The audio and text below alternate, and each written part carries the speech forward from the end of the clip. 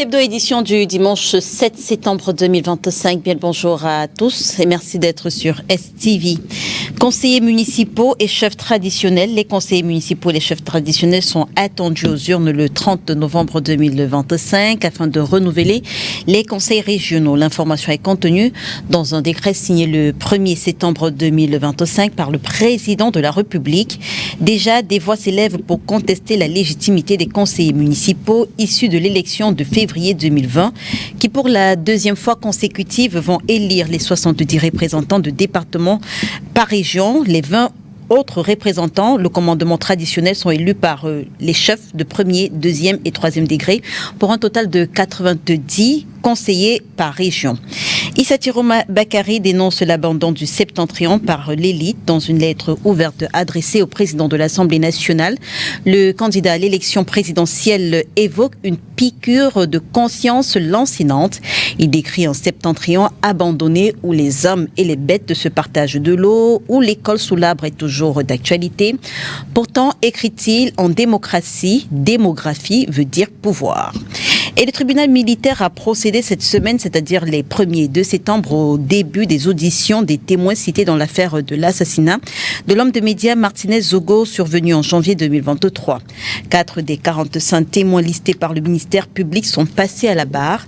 La suite des débats est prévue le 22 septembre prochain. C'est l'un des sujets d'entrée commun à tous les panélistes. Et le second, c'est justement cette sortie du haut-commissaire des Nations Unies aux droits de l'homme qui, dans un communiqué, exprime ses inquiétudes face aux restrictions qui pèsent sur l'espace civique et politique au Cameroun. On parle de tous ces sujets avec vous, docteur Jean Jaurès Ngapout. Vous êtes un soutien d'Akérémouna. Bonjour et merci d'avoir accepté notre invitation. Bonjour, Mme Léla Gazeux, et merci de m'inviter sur votre plateau aujourd'hui.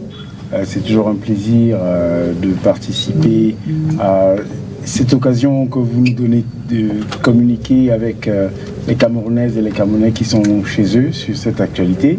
Je saisis, je ne sais pas si d'emblée je pourrais dire ce que je pense du sujet d'actualité d'entrée dont vous avez parlé. Non, on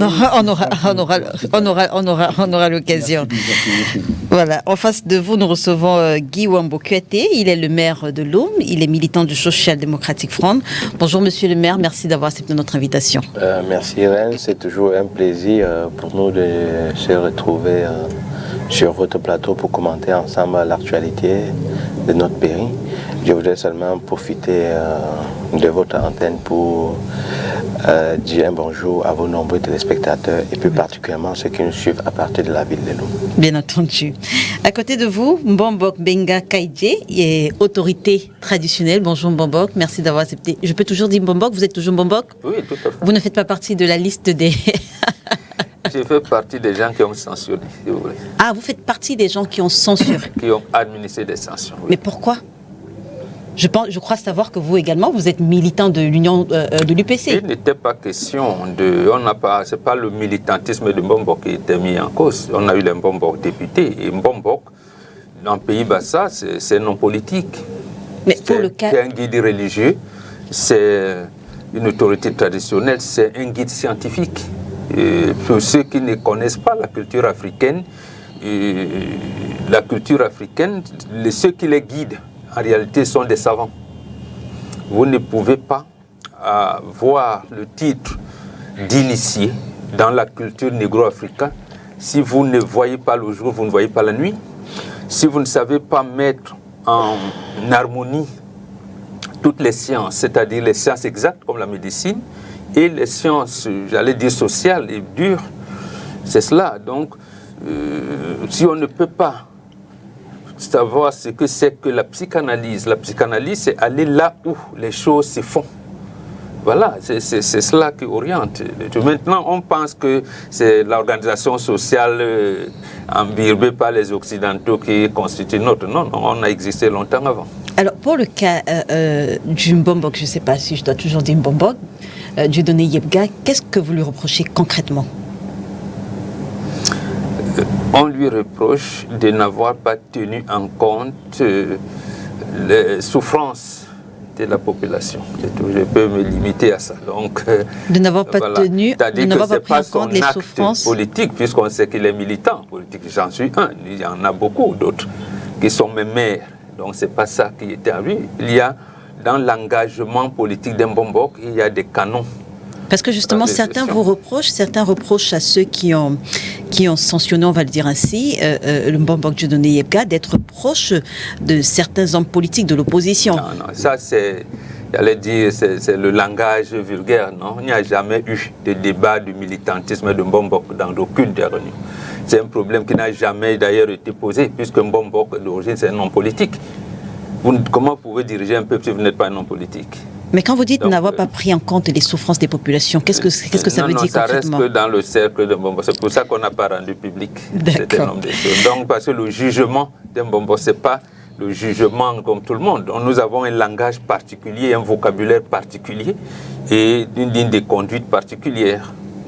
Merci en tout cas Mbombok Mbenga, vous savez c'est un plaisir de vous avoir parce que par le passé j'ai essayé plusieurs fois de vous avoir sur ce plateau, c'est un plaisir de vous avoir. Donc comme je le disais en sujet d'entrée commun à tous les panélistes, on parle tout d'abord du procès Martinez-Zogo qui s'est tenu, voilà, on va le dire comme ça, cette semaine à Yaoundé. Docteur, comme beaucoup de Camerounais, vous avez suivi le début des auditions des témoins dans l'affaire Martinez-Zogo. Quel est votre sentiment après avoir écouté les 4 premiers témoins?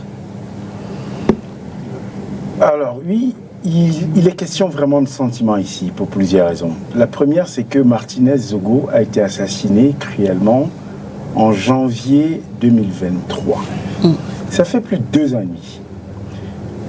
On n'élucide pas, on n'arrive pas à s'en sortir, tout le monde, et à chaque fois, lisez les titres des journaux, je suis amusé à faire cette analyse-là, c'est à chaque fois les mêmes titres. Enfin, la vérité va paraître, des témoignages lourds, des choses, des déclarations graves, à chaque fois c'est ça, mais à la fin on ne sait pas ce qui se passe, on n'arrive pas à trancher depuis 2 ans et demi, bientôt 3 ans.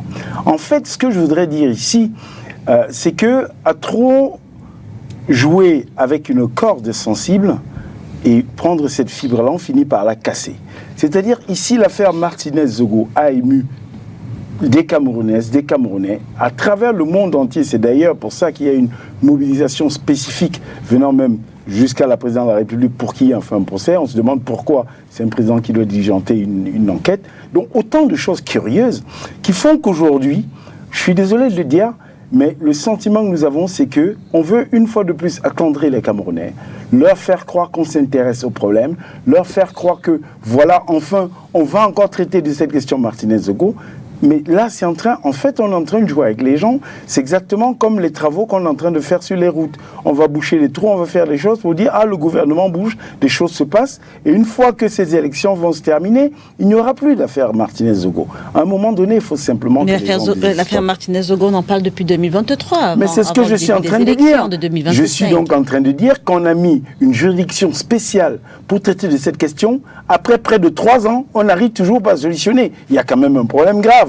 J'ai envie de dire, ici, il y a quelque chose au-delà du normal. Mais je veux dire, quand on parle des lenteurs judiciaires, ça ne concerne pas que le cas Martinez-Zogo, on en a souvent parlé par le passé au Cameroun. Sauf qu'ici, on a une juridiction spécifique qui a été mise en place. Ne me dites pas que la lenteur devrait s'appliquer ici à un tribunal militaire qui n'a pas 36 millions d'affaires à juger. Ça, c'est une chose. Mais ce qu'il faut dire aussi, c'est qu'il y a eu un tel émoi, il y a eu un tel mouvement au niveau mondial qu'il n'est pas normal que ça se passe. Et vous allez voir des coïncidences. Il y a celui qui est une des personnes inculpées dans cette affaire. On ne va pas rentrer dans le fond. On ne rentre pas dans le fond. Parce que vous savez que tout c'est lié. Parce qu'on a une histoire de quelqu'un qui a versé soi-disant 40 millions pour la caution du président de la République, qui est plus ou moins impliqué dans cette affaire. Donc on a un télescopage de tellement de choses qu'on ne peut pas se contenter de traiter de la question. Ce sont des informations qui sont sur les réseaux sociaux, mais aucun journal, je ne veux pas dire sérieux, mais aucun journal n'en a véritablement parlé. Donc ce sont les informations qui sont sur les réseaux sociaux.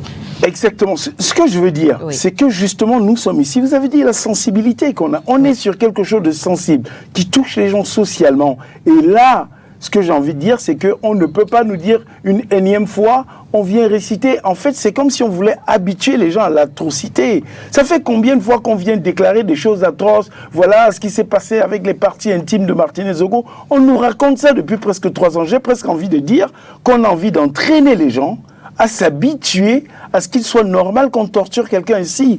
On est dans une espèce de voyeurisme comme ça, exacerbée pour finalement nous dire quoi d'ici quelques jours qu'on va renvoyer à l'année prochaine. Vous avez presque envie de dire, mais vous ne le direz pas parce qu'on laisse la justice suivre son cours. Monsieur le maire, je me dois d'être extrêmement vigilante parce que ce vendredi encore, j'ai été tapé sur les doigts par le Conseil national de la communication, cette semaine encore, vous me direz décidément. Alors, monsieur le maire, est-ce que vous avez l'impression qu'on avance vers la manifestation de la vérité dans cette affaire? Bon, Reine, vous allez permettre que j'exerce un droit de réponse ici. Et je veux faire une discrétion par rapport au thème du jour. Ça concerne particulièrement des propos qui ont été tenus ici par un des panélistes, je crois que c'est la semaine passée, lors de votre émission. Où, le panéliste s'est excusé. Vous savez, si vous avez un ami avec qui vous marchez et que par ivresse, il vous avance des propos, ne pensez pas que ce ne sont pas des propos prémédités. Ça veut dire en réalité qu'il manquait juste le courage ou l'occasion de vous avancer ces propos. Le fait qu'il s'excuse ne vient pas régler le problème. Parce que cette stigmatisation est au point où ça devient un problème existentiel pour cette communauté qui est bamileke. Parce que moi je suis bamileke et moi je suis frère de l'être. Vous savez, venir en mondiovision, être un homme politique qui aspire à gérer le pays et prononcer des mots de cet ordre, c'est extrêmement grave. Extrêmement grave, pourquoi? Parce qu'il faut être honnête et dire qu'il y a vraiment un problème bamileke au Cameroun. On est constamment pris en partie. Bon, vous le direz, mais vous savez que c'est votre avis. Ça c'est mon avis. Voilà, parce qu'il y a d'autres personnes qui ne pensent pas comme vous. Non, vous savez, chacun ne peut donner que son avis. Et ce que je vis au quotidien, je suis à même de dire qu'il y a ce problème. Parce que même quand vous regardez dans la vie quotidienne, ou bien dans les administrations, même dans les juridictions et autres, on voit ça. Quand surtout ça, un problème de terrain, quand le problème par exemple de terrain se pose, vous pouvez facilement, parce que vous êtes de telle région ou telle autre région, perdre le procès, parce qu'il ne faut pas qu'on se voie la face. Non, c'est pas avéré. Quand ça devient un problème existentiel, les gens ont le droit de ne pas faire dans la langue de bois. L'homme bamileke est essentiellement victime de son dynamisme.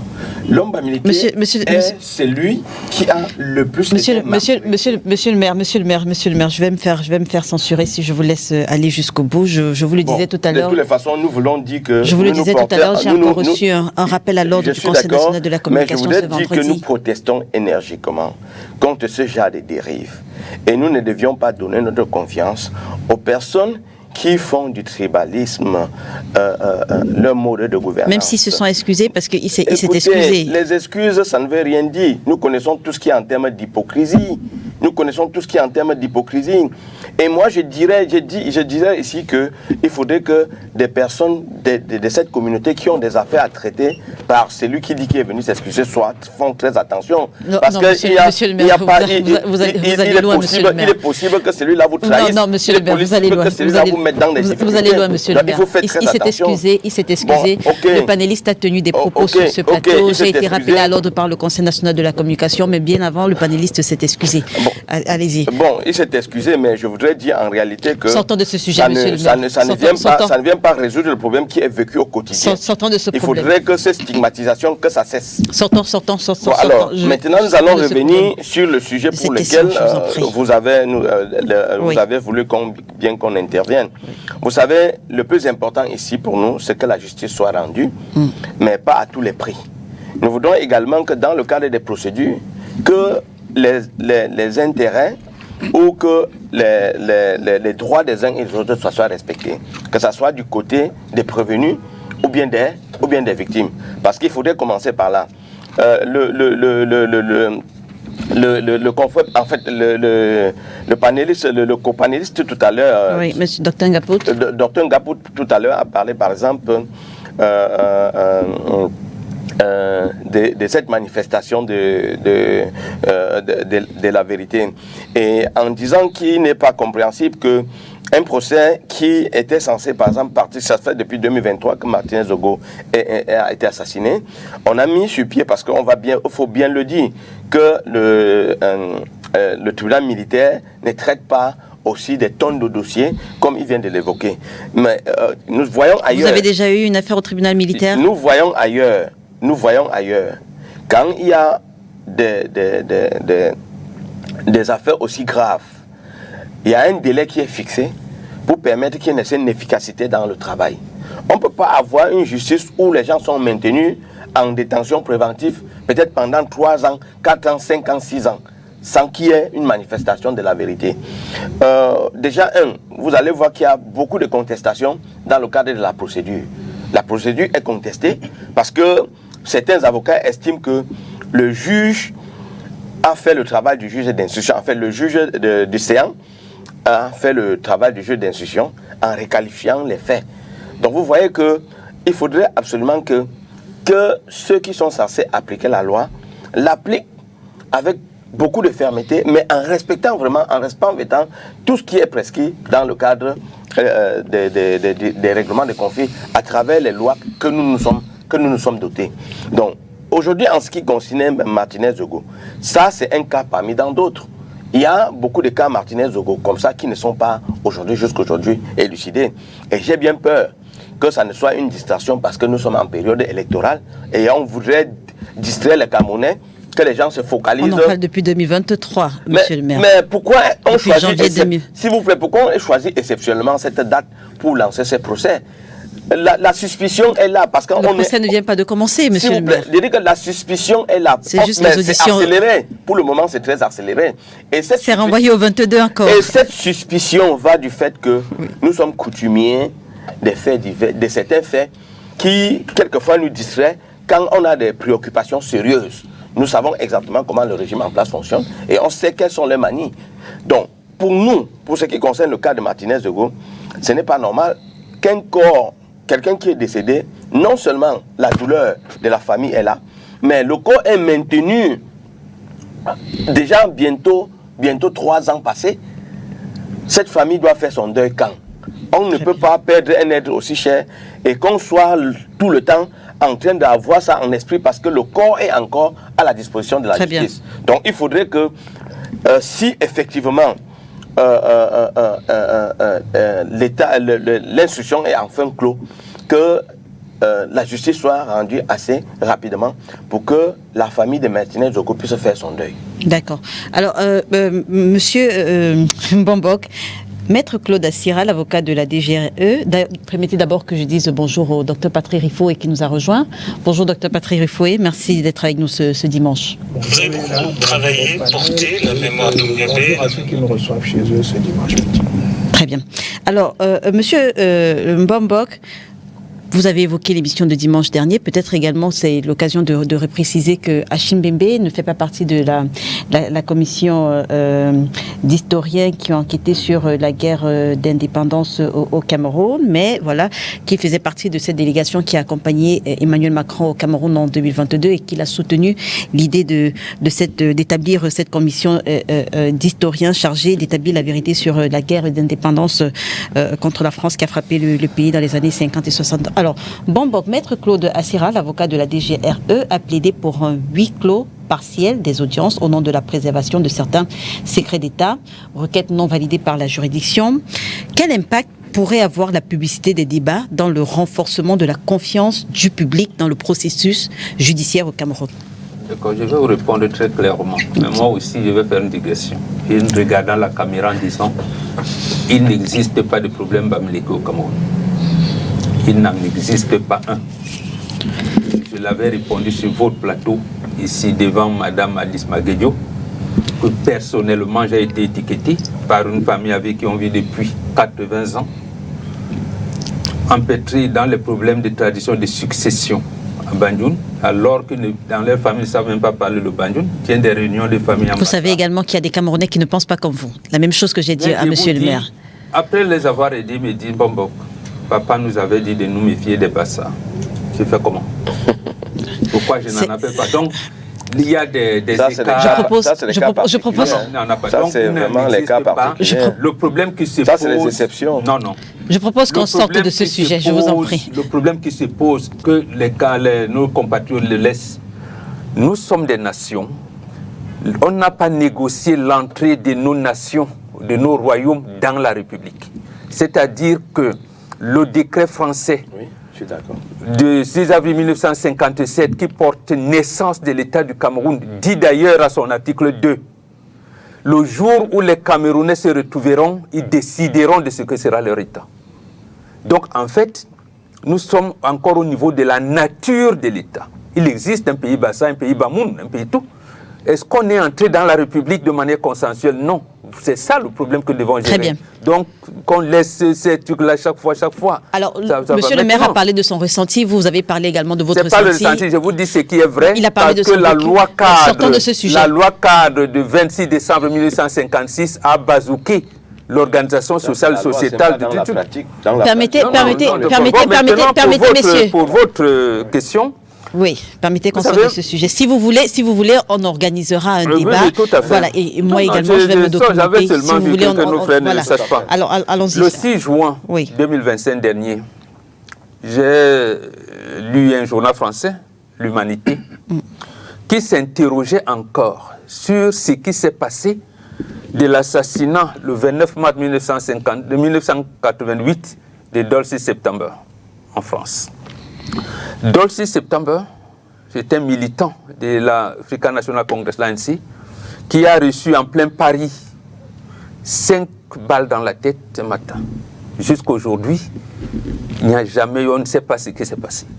Mais tous les journaux, l'Humanité, le Nouvel Observateur, je ne sais pas moi, Figaro, tout, on dit, Dolce September enquêtait sur l'implication de la France dans le nucléaire de l'Afrique du Sud sous apartheid, alors que l'Afrique du Sud est sous embargo de cette affaire. Donc, pour les journalistes français de cette époque, et on continue d'ailleurs, il dit c'est un problème d'État. Est-ce que le procès Martinez-Zogo, vu l'implication de la Direction générale de la recherche extérieure, ne serait pas un problème d'État? Première chose, parce qu'en lisant l'ordonnance de renvoi partiel, vous dites, on vous parle de violation du code militaire. Certains compatriotes impliqués vous disent, on a toujours fait ça. Donc quand Maître Claude Assiga le dit, commence à dire, ceux qui disent qu'ils ont toujours fait ça, ils ont violé le code militaire. Ça veut dire que peut-être, et c'est ça mon souhait, est-ce qu'on va leur donner les responsabilités individuelles et disculper la DGRE? Je n'en sais rien. Donc, vous voyez, c'est un peu difficile. Je pense que les avocats, ils ont des informations qu'ils voudraient les mettre à la portée des juges sans que le public, comme vous me posez le problème là pour le moment, si je me mets à parler, voilà, les gens qui n'ont pas été initiés ne sauront pas. Est-ce que c'est pour ça que Maître Assiga le dit, pour que, étant dans un cercle, j'allais dire, d'experts en la matière, ils peuvent comprendre la signification réelle des mots qu'ils vont utiliser et que ces mots... Le docteur Ngaput a parlé de la confiance du public, justement, dans le processus judiciaire. Voilà, le problème, c'est la manifestation de la vigilance. Je n'en sais rien, mais mon problème, c'est que ça n'aboutisse pas au problème d'État, comme ça a été le cas de Dolce September jusqu'à aujourd'hui. On ne sait pas ce qui s'est passé. Juste que je peux citer l'assassinat de Kennedy ou même de Moumié, de Félix Roland Moumié. Est-ce que c'est là où on veut nous amener? C'est pas bon qu'on en arrive là. Il faut qu'on sache la vérité. Sur la même question, docteur Patrick Rifo, quel impact pourrait avoir la publicité des débats dans le renforcement de la confiance du public camerounais dans notre processus judiciaire? Bon, écoutez, Madame Leila, la confiance ou la défiance du public à l'endroit d'une institution comme l'institution judiciaire est un construit, et c'est un construit de longue haleine. Il ne me viendrait donc pas à l'idée de considérer qu'au détour d'une affaire, cette confiance s'en trouverait immédiatement renforcée si elle s'est préalablement dégradée. Toujours est-il que dans le cadre de cette affaire qui a fait les choux gras de la presse, on a bien vu qu'au sein de l'opinion, à partir du moment où il y a eu les visuels, et je vais employer un vocabulaire qui est un vocabulaire journalistique, dans l'univers journalistique, en règle générale, quand il y a une affaire, on a les 3 V. On a les visuels, on a vu les images, on a la victime c'était Martinez, et puis on a eu un vilain qui était un vilain désigné par l'opinion, et le vilain c'était Jean-Pierre Amougou Belinga. Bon, supposez que demain ou après-demain, ce monsieur soit mis hors de cause. Est-ce que ce que vous dites, c'est que la justice camerounaise n'a fait que répondre à la volonté de l'opinion en interpellant? Non, mais écoutez, le Parce monsieur... que vous dites qu'on a eu un vilain désigné par l'opinion. Je suis désolé, ce monsieur a été désigné et il était difficile. Donc la justice n'a pas joué son rôle. Non, écoutez, la justice gère aussi l'opinion. La justice gère aussi l'opinion. Parce que quand vous avez une affaire comme ça, comme celle-là, qui émeut l'opinion, effectivement, il faut gérer l'opinion. Et gérer l'opinion, c'est quoi? Il y a un suspect qui est désigné. La justice camerounaise a-t-elle toujours géré l'opinion? On interpelle. Je veux dire, Madame Léla, oui. Nous sommes entrés dans une autre ère. C'est-à-dire que ce qui se passait avant, je dis, 2017. Parce qu'à partir de 2017, on a une société qui se médiatise fortement. Il y a des débats comme ceux-ci qui sont organisés désormais tous les jours. Et quand vous êtes dans une société comme celle-là, vous gérez aussi l'opinion, c'est-à-dire ce que les gens croient ou pas. Donc, dans une configuration comme celle-là, effectivement, vous interpellez. Là, vous vous substituez à la justice, vous ne laissez pas à la justice le soin d'établir si oui ou non telle ou telle autre personne est coupable. Permettez que je développe, vous comprendrez où je veux en venir. Vous procédez à l'interpellation. Mais maintenant, nous sommes arrivés au temps du procès. Il peut arriver que ce monsieur soit mis hors de cause. Mais vous pensez que ceux qui étaient convaincus de sa culpabilité... Comme il peut arriver qu'il soit effectivement... Comme il peut arriver, voilà, qu'il soit déclaré suspect. Donc, il n'y aurait même pas de surprise pour certains s'il était condamné. Mais je parle d'hypothèse contraire. Considérons que ce monsieur finisse par être mis hors de cause. Si ce monsieur est mis hors de cause, beaucoup de Camerounais considéreront qu'on n'a pas dit le droit. Or, et je fais un petit détour, vous savez... En 1992, je crois aux États-Unis. Sauf qu'à suivre votre raisonnement, parce que la justice camerounaise suit l'opinion, il ne sera pas. Permettez. En 1992, bon, vous avez dit pas mal d'âneries tout à l'heure, je ne vous ai pas repris. Donc gardez votre calme, monsieur. Sinon, je serai obligé de revenir sur vos propos. Et ça ne va pas être joli. Donc, en 1992, aux États-Unis, O.J. Simpson est soupçonné d'avoir tué son épouse. On ne va pas dire âneries sur le plateau. On va se respecter. Voilà. Il y a de nombreux indices qui indiquent qu'effectivement c'est lui. Ce monsieur qui avait quand même un peu d'argent, parce que c'était un footballeur américain, a fini par être mis hors de cause. C'est-à-dire que la justice a fini par le relaxer, faute de preuves, on va dire. Mais ça peut aussi arriver dans cette configuration-là. Et si ça arrive, ceux qui étaient convaincus que Jean-Pierre Amougou Belinga était le coupable, considéreront que la justice n'a pas dit le droit et la défiance qu'il manifeste vis-à-vis de l'institution judiciaire se poursuivra. Maintenant, faire son travail. Voilà, maintenant, c'est justement à ça que je voulais en venir.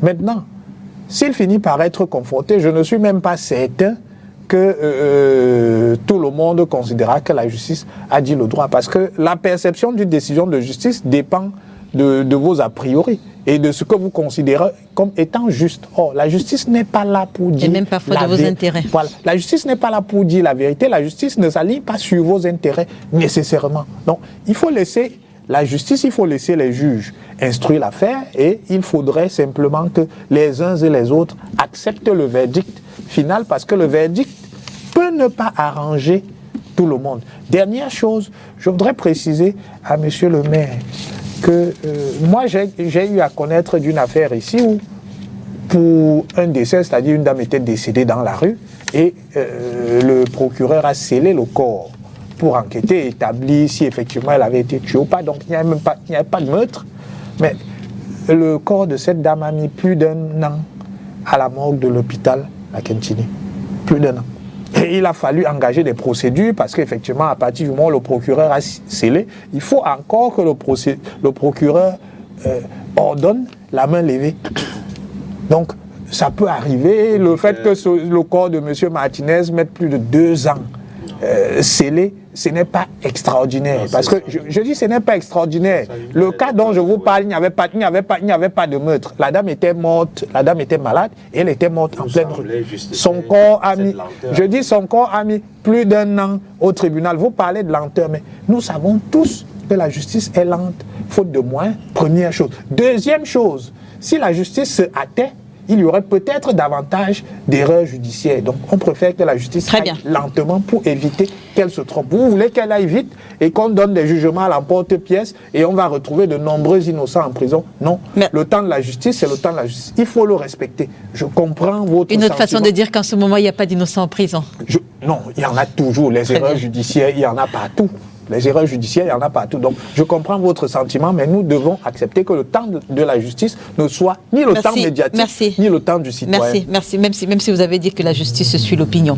La suite des débats est donc prévue le 22 septembre prochain et on continue de suivre ça à Yaoundé avec nos reporters Olivier Bouzique, Thierry Hond et bien sûr Inès Pangan.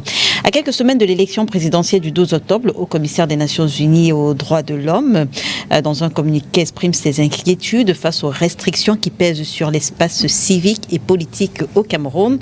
Ce communiqué intervient au moment où les partis politiques de l'opposition, notamment, se plaignent cas du meeting de l'UNDP à Méganga, le MRC récemment à Marois, l'interpellation de certains après le Conseil constitutionnel. Que traduisent, selon vous, Monsieur le maire, toutes ces restrictions dont parle le Haut-Commissaire des Nations Unies aux droits de l'homme?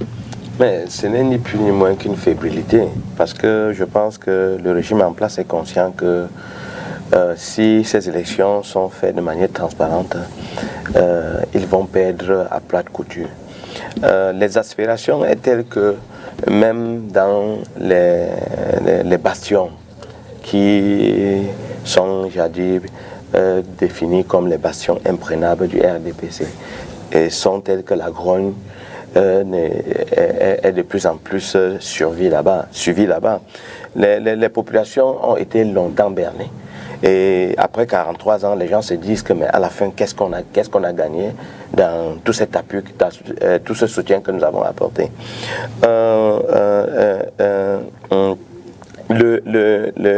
L'objectif est simple. C'est de museler toute forme de velléité, c'est de faire en telle sorte que cette grogne, ce réveil qui se prépare, cette détermination des populations qui est visible, qu'on utilise les moyens d'intimidation de l'État pour permettre à ce que cette forfaiture soit opérée le moment venu. Parce que ce n'est ni plus qu'une intimidation. Nous avons vu, comme vous venez de le dire, au nom de quoi est-ce que pour le simple fait que un parti politique dit qu'il doit tenir une réunion à son siège, on trouve la zone militarisée. Ça ne vient pas honorer le Cameroun. Ceux qui sont même là en prétextant qu'ils défendent le pays, non. Ce sont des situations qui ternissent davantage l'image du pays. Parce que quelquefois, vous interdisez même peut-être une réunion ou une marche qui en réalité ne pouvait avoir aucun impact. Qui en réalité, cette personne ne pouvait pas réunir 2 ou 3 ou 5 militants. Je crois que la posture qu'adoptent certains responsables administratifs, certains ministres, ne conforte pas la démocratie de notre pays. Bien au contraire. Parce que vous ne donnez pas là la possibilité même au chef de l'État de se défendre à travers les actes que vous posez au quotidien. On ne peut pas prétendre défendre un homme de paix, un homme par qui on dit la démocratie est venue, et se comporter de la sorte pour un simple rien, parce que quelqu'un serait allé suivre le procès au Conseil constitutionnel. Cette personne est arrêtée et mise en garde à vue. Bon, et vous savez, personne n'est surpris. Personne n'est surpris parce qu'en réalité, le régime en place s'est structuré de telle manière qu'à tous les niveaux, ils ont le contrôle. Que ce soit au niveau juridique, que ce soit au niveau des institutions qui vont organiser les résultats. Et on a l'impression qu'il y a une consigne qui est donnée certainement aux forces de maintien de l'ordre ou à certaines personnes. Vous avez dit impression. Je dis bien, on a l'impression, à travers ce qui se vit sur le terrain, on a l'impression, parce que je prends un cas simple, nous avons assisté à une réunion, il y a des collaborateurs qui ont assisté à une réunion organisée par le chef d'État dans le cadre de la sécurité concernant les élections qui arrivent.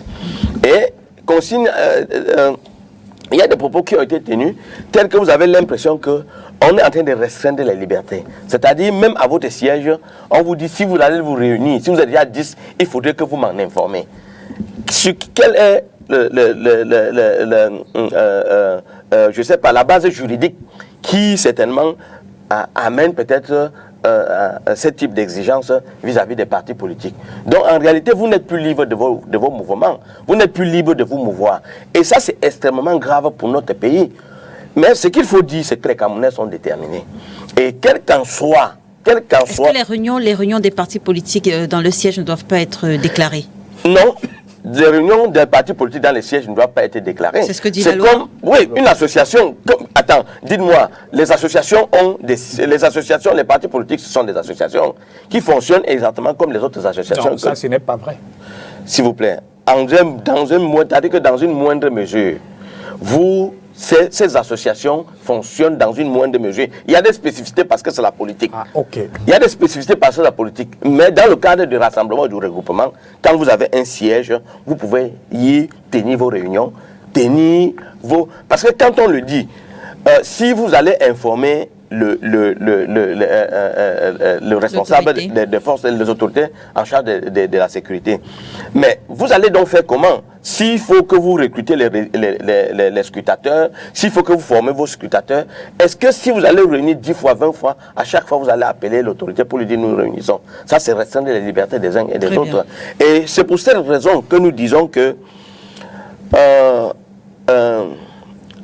en réalité, ceux qui mettent le désordre au pays, ceux qu'on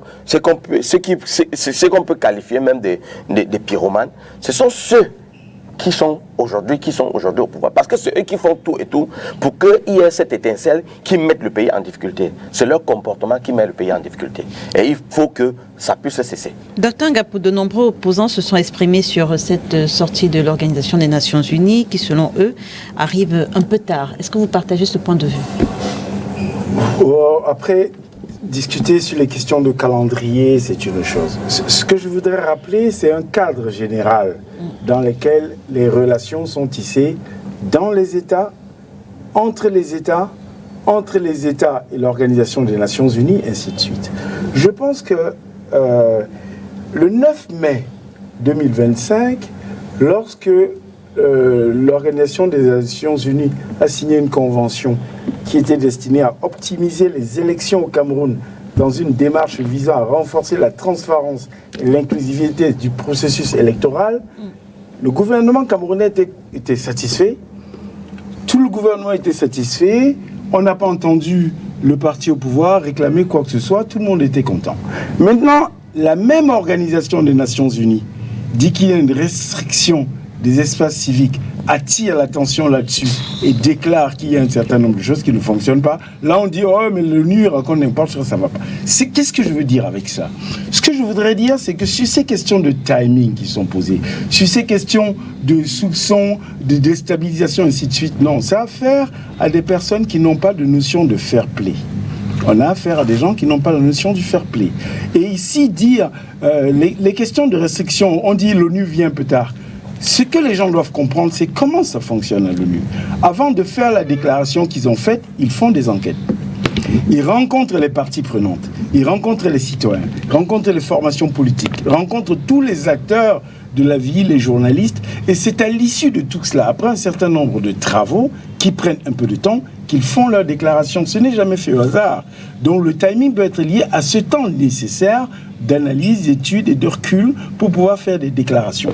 Maintenant, il faudrait simplement, si on est dans un contexte de fair play, que les gens comprennent à quoi ça renvoie. C'est une nécessaire vigilance parce que, Mbombo le disait tout à l'heure quand il évoquait les textes de 1957, le Cameroun a quand même fonctionné pendant plusieurs années sous la tutelle des Nations Unies.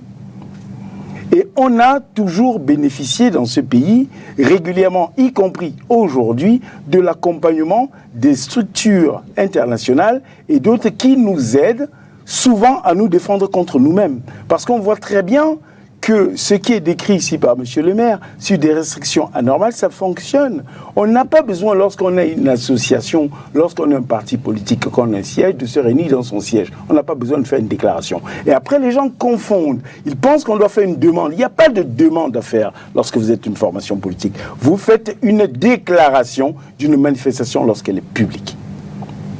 Et l'idée, c'est quoi? L'esprit de la loi, c'est lorsque vous faites cette déclaration, c'est pour que l'État qui est censé nous protéger tous assure votre sécurité et garantisse que les choses, qu'il n'y a pas de risque particulier qui pourrait être lié à l'activité que vous souhaitez organiser. Voilà l'esprit. Donc il faudrait qu'on soit dans l'apaisement et pour cela, que les gens comprennent aussi que lorsque l'ONU fait cette déclaration, ce n'est pas au hasard. Et parfois, l'ONU met un certain nombre de dispositions en faveur, puisque ça a été dénoncé, souvenez-vous, à l'époque par le professeur Maurice Kamto, cette convention qui avait été signée avec l'ONU, lui n'était pas satisfait de son point de vue. Mais aujourd'hui, on ne peut pas, lorsqu'on est organisateur, à chaque fois qu'il y a une chose qui appelle à vigilance, qu'on commence à soupçonner que c'est une déstabilisation. Non, l'ONU est dans son rôle et dans son temps par rapport au temps qui s'est donné pour l'étude et pour avoir des avis. Bombog, le haut-commissaire des Nations Unies aux droits de l'homme appelle donc Yaoundé à prendre des mesures urgentes pour garantir un environnement propice à des élections libres, transparentes, inclusives et honnêtes. Cette sortie, est-ce qu'elle est opportune? Non. D'abord, je m'astigne un peu sur certains propos de M. le maire. J'ai dit non, pourquoi? C'est l'ONU qui organise la mascarade. J'ai essayé de vous parler tout à l'heure des élections de la loi 4 de décembre 1956. Je peux revenir aux élections législatives du 17 juin 1951. L'ONU ne s'était pas offusquée que la candidature de Rouben Oumniobé, par exemple, a été bloquée. A été réhabilitée à 23h, 30 minutes avant la clôture de la campagne électorale pour l'élection qui a le lendemain. Toutes ces manœuvres, l'ONU n'a laissé. L'ONU est venue organiser les semblants d'élections partielles en 1959. Rien du tout. Le 11 février 1961, pour nos frères d'expression anglaise, Aïdjo lui-même avait dit à l'époque que c'était une journée de deuil national. Donc en fait, l'héritage que l'ONU nous laisse, c'est un héritage de manipulation des élections. C'est un mauvais héritage vers le consensus national. Donc, il y a ça, bon, en appuyant ce que M. le maire disait tout à l'heure, il y a 3 actions principales, madame, que nous les citoyens devons comprendre. Un parti politique, pourquoi on dit qu'il est partisan? Je peux décider de créer un parti politique qui tienne comme orientation principale les Lions indomptables du Cameroun, dans l'équipe nationale. Je me dis, voilà le ciment que je vais permettre. Je sais qu'il existe le sous-sol, que je vais parler d'énergie. J'ai dit, voilà pourquoi j'oriente donc mon objectif politique autour du ciment qui constitue pour moi les Lions indomptables du Cameroun. Il faudrait donc, ça c'est l'objectif, il faudrait donc que les Camerounais qui y adhèrent, je leur explique cette idéologie. Ça veut dire que j'ai la possibilité de m'employer en action politique. Mais les dames de mes comités de base, mes sections viennent régulièrement. Mais toi qui parles de Lions indomptables là, évidemment on ne comprend pas. Ça veut dire que quand on sera là, on va baser notre politique sur le football, que je leur explique que non. De mon point de vue, il y a une désagrégation sociale et si on oriente, on crée un imaginaire collectif autour de ce que le football va comprendre, on va s'unir, on va créer un ciment et là alors l'exploitation du sous-sol, ainsi de suite, pourra. J'ai l'attitude de le faire. Un autre peut orienter autrement sur l'écologie, sur. Mais est-ce que l'ONU nous a laissé les éléments ou alors l'imaginaire que les partis politiques doivent se déployer de cette manière? Non. J'ai dit non. C'est-à-dire, ils sont des SDF. Quand ils sont dans une dynamique, ils sortent. S'il veut rendre compte à ses camarades, alors, il faut qu'il demande au sous-préfet que non, camarades, au regard de retrouvons-nous au siège du parti, je voudrais que ce soit les présidents ou alors les membres du bureau de la circonscription électorale qui viennent. Pourquoi ça?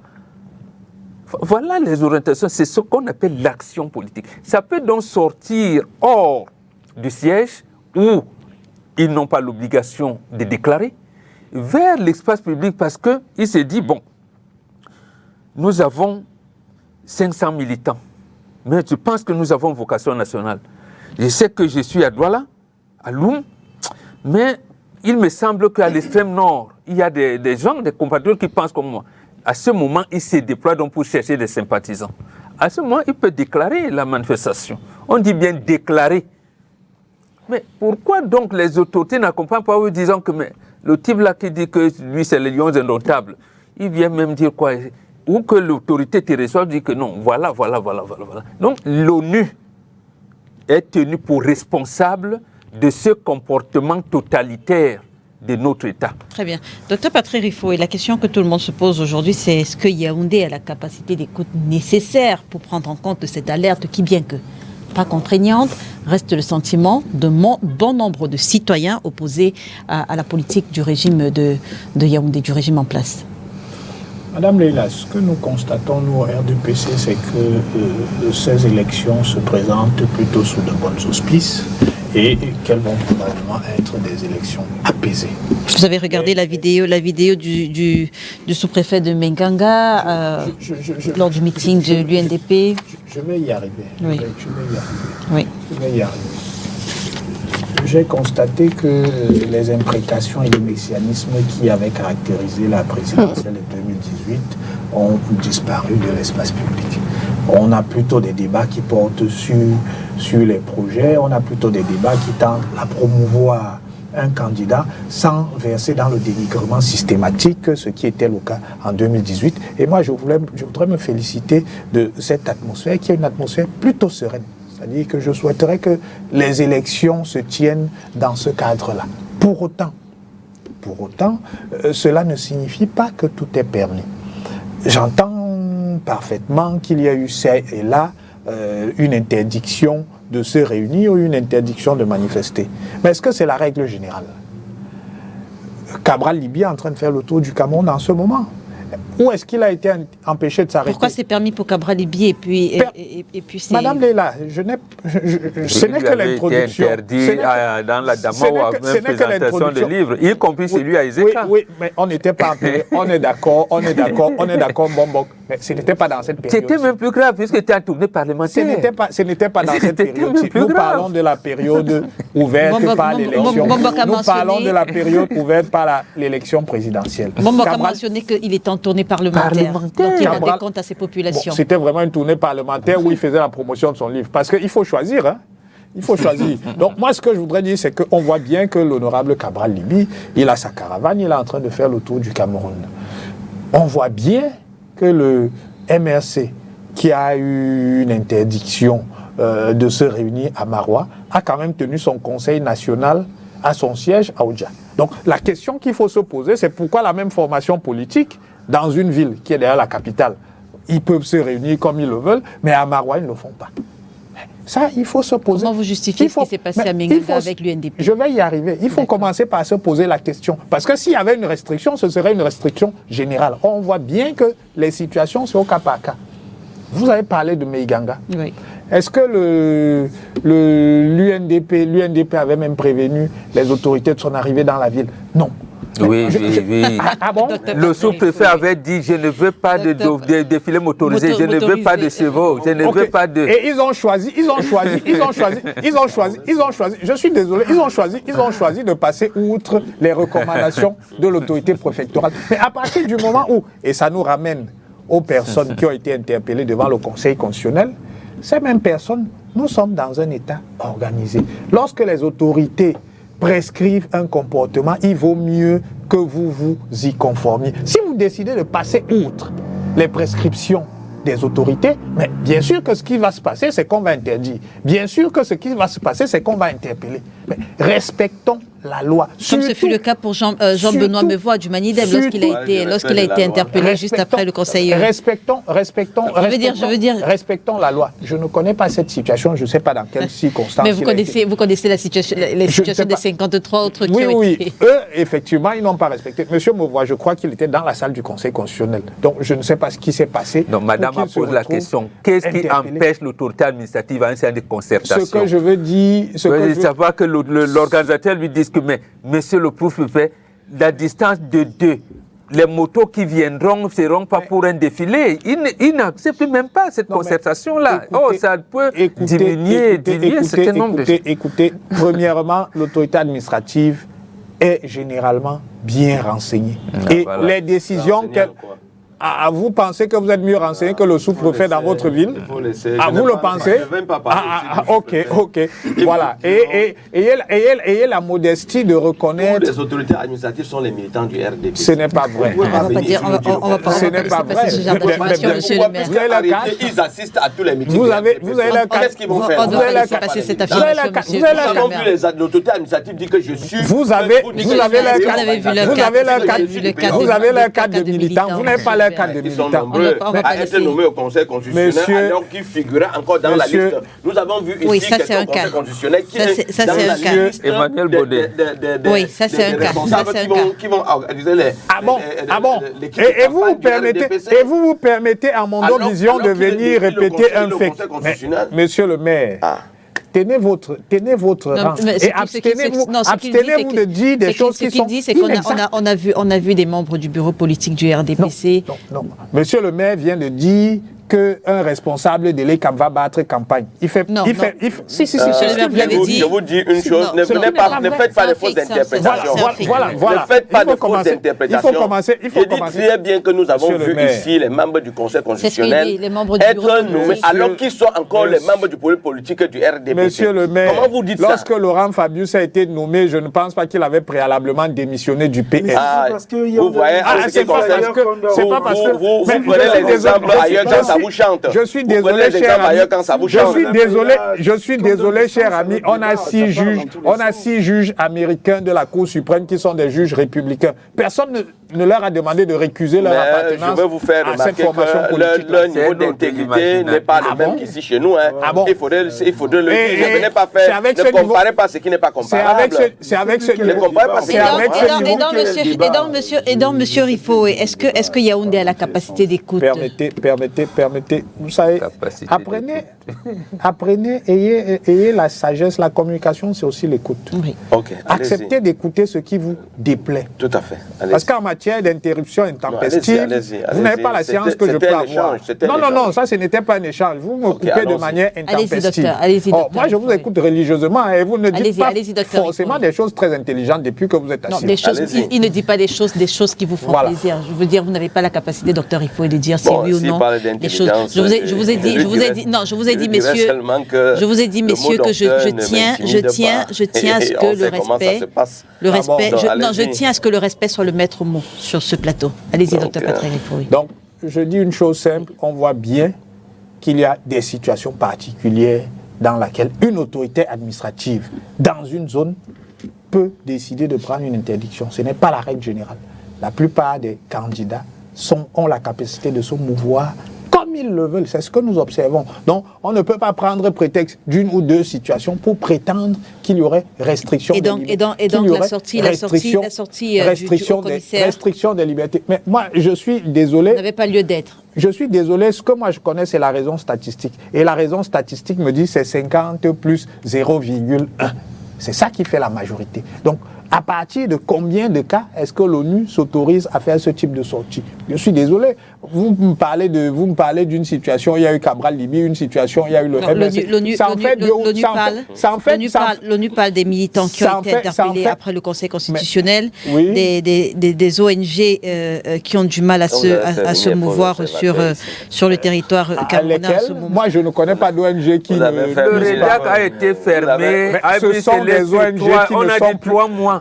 Même de 3 mois, même le mineur ne se rappelle même plus qu'il avait seulement fermé pour 3 mois. On va au sous-préfet, le sous-préfet dit que la justice dit qu'elle ne peut pas convoquer le sous-préfet. Interrompu, ça vous le savez. À ma connaissance, cette émission qui a été interrompue. Madame Leila, vous venez de citer des cas, si on les dénombre, ça n'en fait pas 5, premièrement. Deuxièmement, il me semble, pour ce qui est des associations, que les associations auxquelles Mbombok fait allusion sont des associations qui ont été dissoutes. Le REDAC a été dissous à ma connaissance. Non. Donc, si, moi je sais que le REDAC a été... On a posé les scellés pour 3 mois. Non, il faut bien lire les textes. Moi, je sais que le REDAC a été... D'abord, ils sont encore en justice. Justement, ils sont encore en justice. Il faudra donc attendre que la décision de justice casse l'arrêt administratif. Casse les scellés ou bien casse la dissolution selon vous? Casse l'arrêt administratif. Il y a un arrêt administratif. Et cet arrêt administratif dissout le REDAC. En attendant que cet arrêt-là soit cassé par la justice, cette ONG n'existe pas. Très bien. Donc on ne peut pas me parler d'une ONG qui a empêché de se mouvoir alors qu'elle n'a pas d'existence légale. Toutes les ONG qui ont une existence légale se meuvent comme elles le peuvent conformément aux lois et règlements de la République. Donc, je dis pour conclure simplement que cette sortie n'avait pas lieu d'être. C'est une sortie inopportune parce que 3 cas ne font pas une généralité. Encore que ce n'était pas 3 cas, je vous ai cité quelques-uns. Conseillers municipaux... Vous en avez cité 4, sauf que les conseillers... Vous avez balayé du revers de la main cette émission qui a été interrompue d'une façon paranormale. Je ne connais pas le dossier, pourquoi vous voudriez que j'en parle? Conseillers municipaux et chefs traditionnels sont attendus aux urnes le 30... Ah, vous ne connaissez pas le dossier? Non. De l'émission interrompue? Absolument pas. Très bien. Conseillers municipaux et chefs traditionnels sont attendus aux urnes le 30 novembre 2025 afin de renouveler les conseils régionaux. L'information est contenue dans un décret signé le 1er septembre par le président de la République. Mbombok, on commence avec vos élections régionales. Comment est-ce que vous analysez le manque d'enthousiasme? Parce qu'on note effectivement qu'il y a un manque d'enthousiasme autour de cette élection, même au niveau des acteurs de ce processus électoral. 2 choses. La première, je pense qu'il n'est plus de ce monde, le professeur Mokoko Priso avait commis un ouvrage après la présidentielle de 1982 en disant Cameroun, la transition démocratique est dans l'impasse. Le professeur Victor Kamga, philosophe, lui aussi n'est plus de ce monde, a commis un autre en 1997 après la présidentielle en disant Cameroun, le banditisme politique de Paul Biya. Nous sommes, si on lit les deux, on y est, effectivement. Vous verrez que dans la Constitution, on vous dit les institutions seront mises en place progressivement. La Cour suprême remplacera le Conseil constitutionnel, voilà. L'Assemblée nationale jouera, voilà. Mais sauf que, en 2008, lorsqu'on change la Constitution, comment Paul Biya procède? Au lieu de faire en sorte que l'Assemblée nationale, qui doit modifier la Constitution par un congrès, se disent qu'aujourd'hui, nous, Assemblée nationale, on s'est réunis en congrès, alors que la Cour suprême l'avait fait pour donner les résultats des élections. On dit, nous, en tant que Cour suprême, nous réunissons en tant que Conseil constitutionnel pour donner les résultats des élections les élections législatives et présidentielles. Non, l'Assemblée nationale s'est réunie, comme si de rien n'était, en saison internationale, à modifier la Constitution. Ça, c'est du banditisme politique. Et ça se fait. Et je convoque encore un de ces, entre eux, les docteurs, les universitaires. Maurice Duverger avait commis un ouvrage dans ce sens-là. Dictature et légitimité. C'est paru aux éditions Presse universitaire de France en 1982. Il y a un extrait, il dit « Les régimes totalitaires ont 3 piliers. La concentration de pouvoir, l'irrégularité de sa dévolution et la normalité de son exercice. » Et si vous nous parlez des élections, donc, les méthodes de dévolution de pouvoir chez nous, c'est les élections. Et c'est donc organisé de manière anormale. Pourquoi? Parce que c'est un régime qui a un pouvoir absolu, parce qu'elle n'admet pas de rival, mais seulement des subordonnés. C'est un régime qui est arbitraire, parce qu'il peut les défaire tous à son gré. Et c'est un régime oppressif, parce qu'il a le moyen de briser les résistances. C'est-à-dire que, et là, c'est mon avis en tant que Mbombok, parce que Paul Biya aussi est un homme guide, donc nous les initiés, mais également en tant que président de la République, de donner un avis. Pourquoi le président de la République se comporte comme un homme politique et pas comme un homme d'État. La différence entre les deux, c'est quoi? C'est que l'homme politique pense à sa réélection et à tout ce qui conforte son pouvoir. Or, un homme d'État, vous l'avez dit tout à l'heure, part à éviter les catastrophes à son peuple. Il pense à une orientation légitime. Est-ce que, oui, j'ai majorité, vraiment, c'est vrai, les conseillers municipaux sont là, les autorités traditionnelles qui vont voter. Mais, comme j'ai prorogé le mandat, pour avoir quand même une espèce de légitimité, ne doit-on pas organiser les municipales, les législatives et municipales, ou bien avant pour qu'il y ait quand même... Mais est-ce que la Constitution ou le Code électoral donne la possibilité au chef de l'État de proroger en modifiant la Constitution, il dit que c'est pour 7 ans. Et les élections municipales législatives, c'est 5 ans. Ça veut dire que l'État se donne les moyens, que même si 8 élections se retrouvent être organisées la même année, le budget doit être voté pour accompagner cela. Pour accompagner cela, ça veut dire que lui-même, il accepte la sanction du peuple. Maintenant, il dit, j'accepte, mais mon mandat doit être, mais les autres, je dois manœuvrer. Or, quand on entre déjà dans le manœuvre, ce n'est plus très bien. Gaëtan Gapo, quelles sont les chances des partis politiques de l'opposition d'avoir des délégués de département élus pour siéger dans les 10 conseils régionaux quand on sait que la majorité justement des conseillers municipaux appartiennent au RDPC? Alors, il y a plusieurs choses à dire. Je pense que c'est... Alors, pour répondre directement à votre question, éventuellement, si vous m'accordez une minute de parler d'autres choses dans ce sens-là, les conseillers régionaux, il y en a 990 par région, 70 élus par les conseillers municipaux, et on en a 20 par région qui sont parmi les chefs traditionnels. Oui. Bon, il y a des choses à revoir. Vous savez, sur ces questions, par exemple, de chefs traditionnels, auxiliaires, l'administration, on a des tas de choses, on a un tas de débats, on n'a pas fini, mais sur les 900 conseillers régionaux, puisque vous parliez du RDPC qui est majoritaire et qui a des chances de rafler toutes les voix, il y a 540 conseillers régionaux, qui en principe objectivement, mais il y a 200 chefs traditionnels.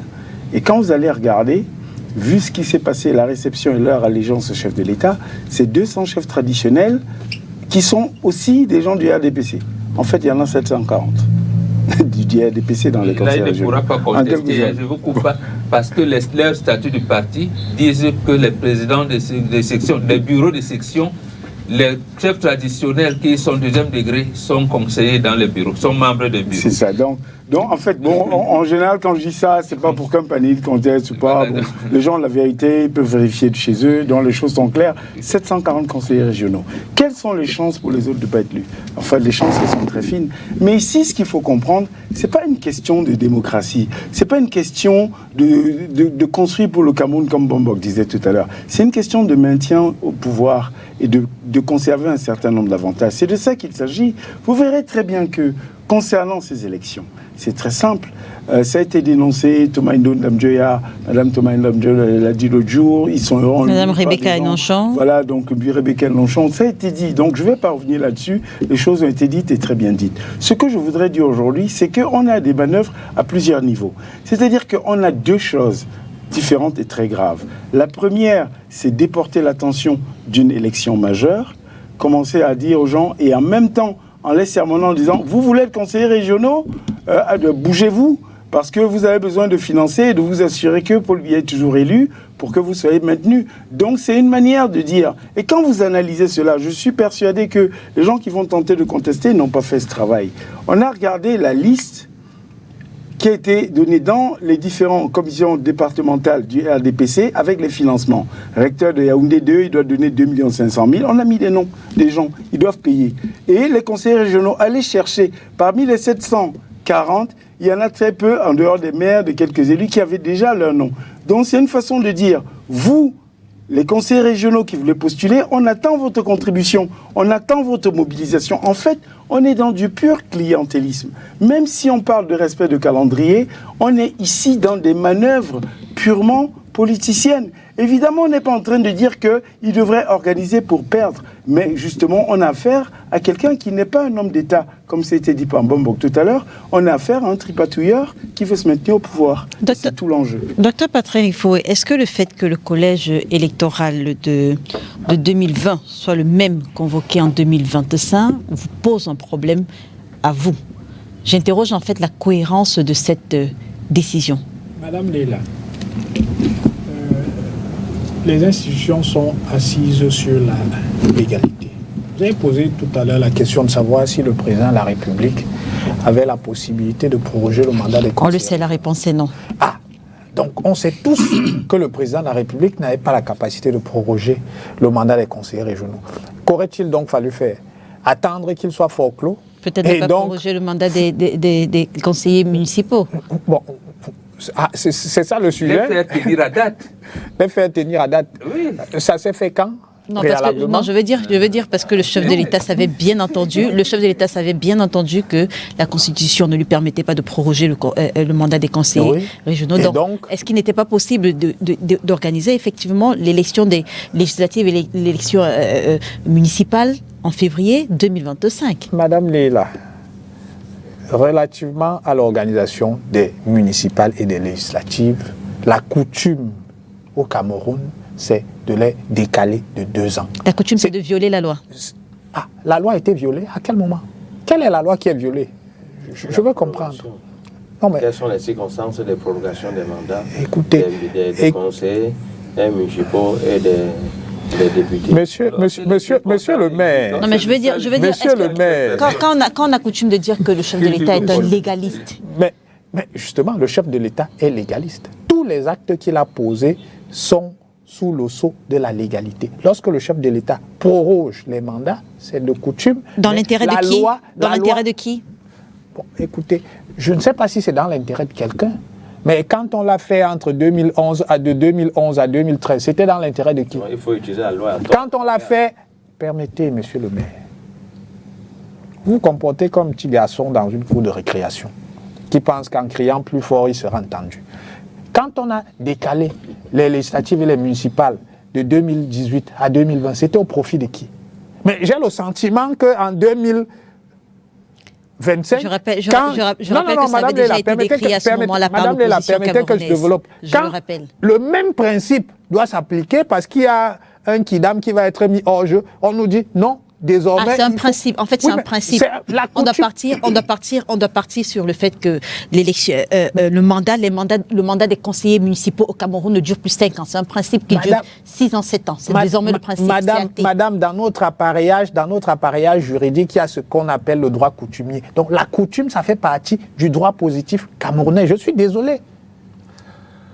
La coutume, ça fait partie de notre droit positif. Donc, lorsqu'il y a une coutume, l'exception, en réalité, eût été que le président ne prorogeât pas ces mandats-là. Donc, l'exception aurait été que le mandat des conseillers municipaux dure 5 ans, comme la loi le dit. C'eût été l'exception, ce qui n'a pas été le cas. Donc, on est resté sur la règle. Que le mandat dure 5 ans, comme la loi le dit. La règle étant qu'il y a un décalage de 2 ans. C'est ce qui s'est fait. Donc, c'est conforme aux pratiques, c'est conforme à la coutume.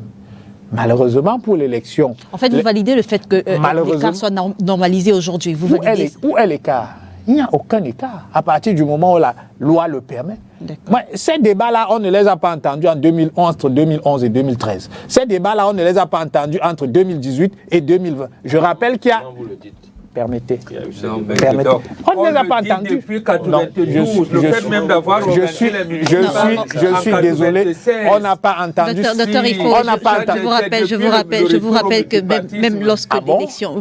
même lorsque... Mais moi, je ne me souviens pas que le... Je vous dis, on a repoussé au président pour le... On n'a pas fait... L'opposition s'est fait entendre. L'opposition.